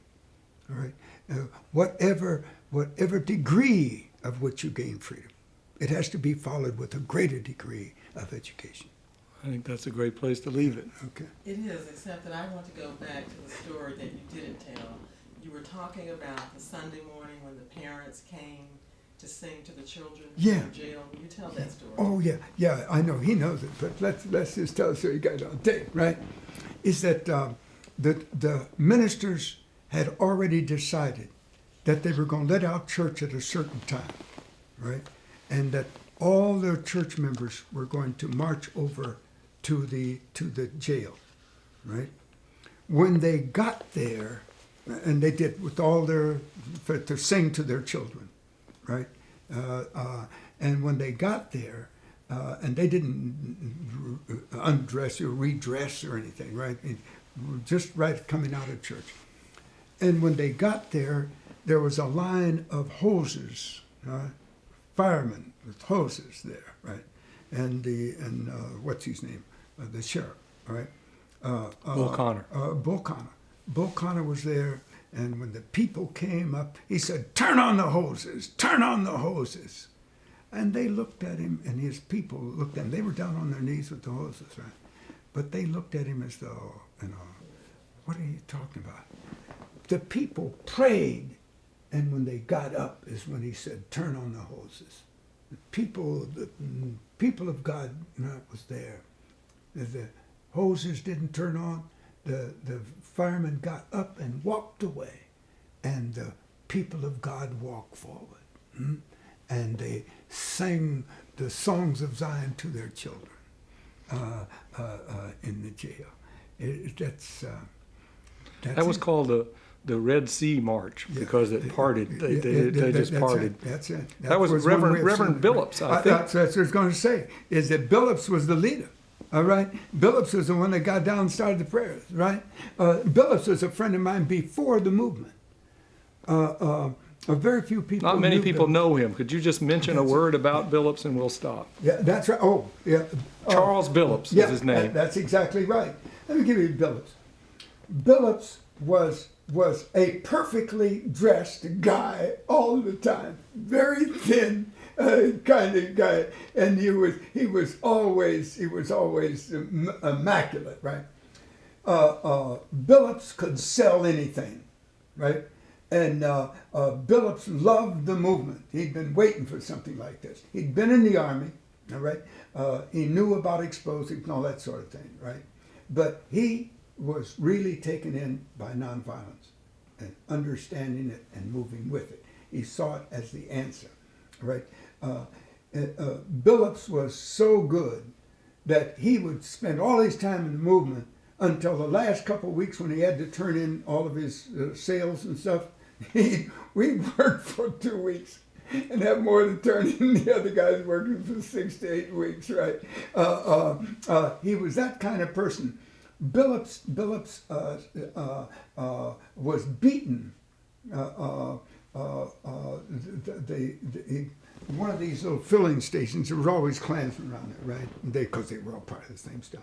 And They followed Billups one night as he was going home out a road, right? And they cut him off. They tied him to a tree and beat him until he just fell, right? But in the process, after he laid there for about a half hour or so, he thought, right, is the way he tells it, right? And Jim Lawson has written this story up for one of the magazines, by the way, all right, some time ago, right? And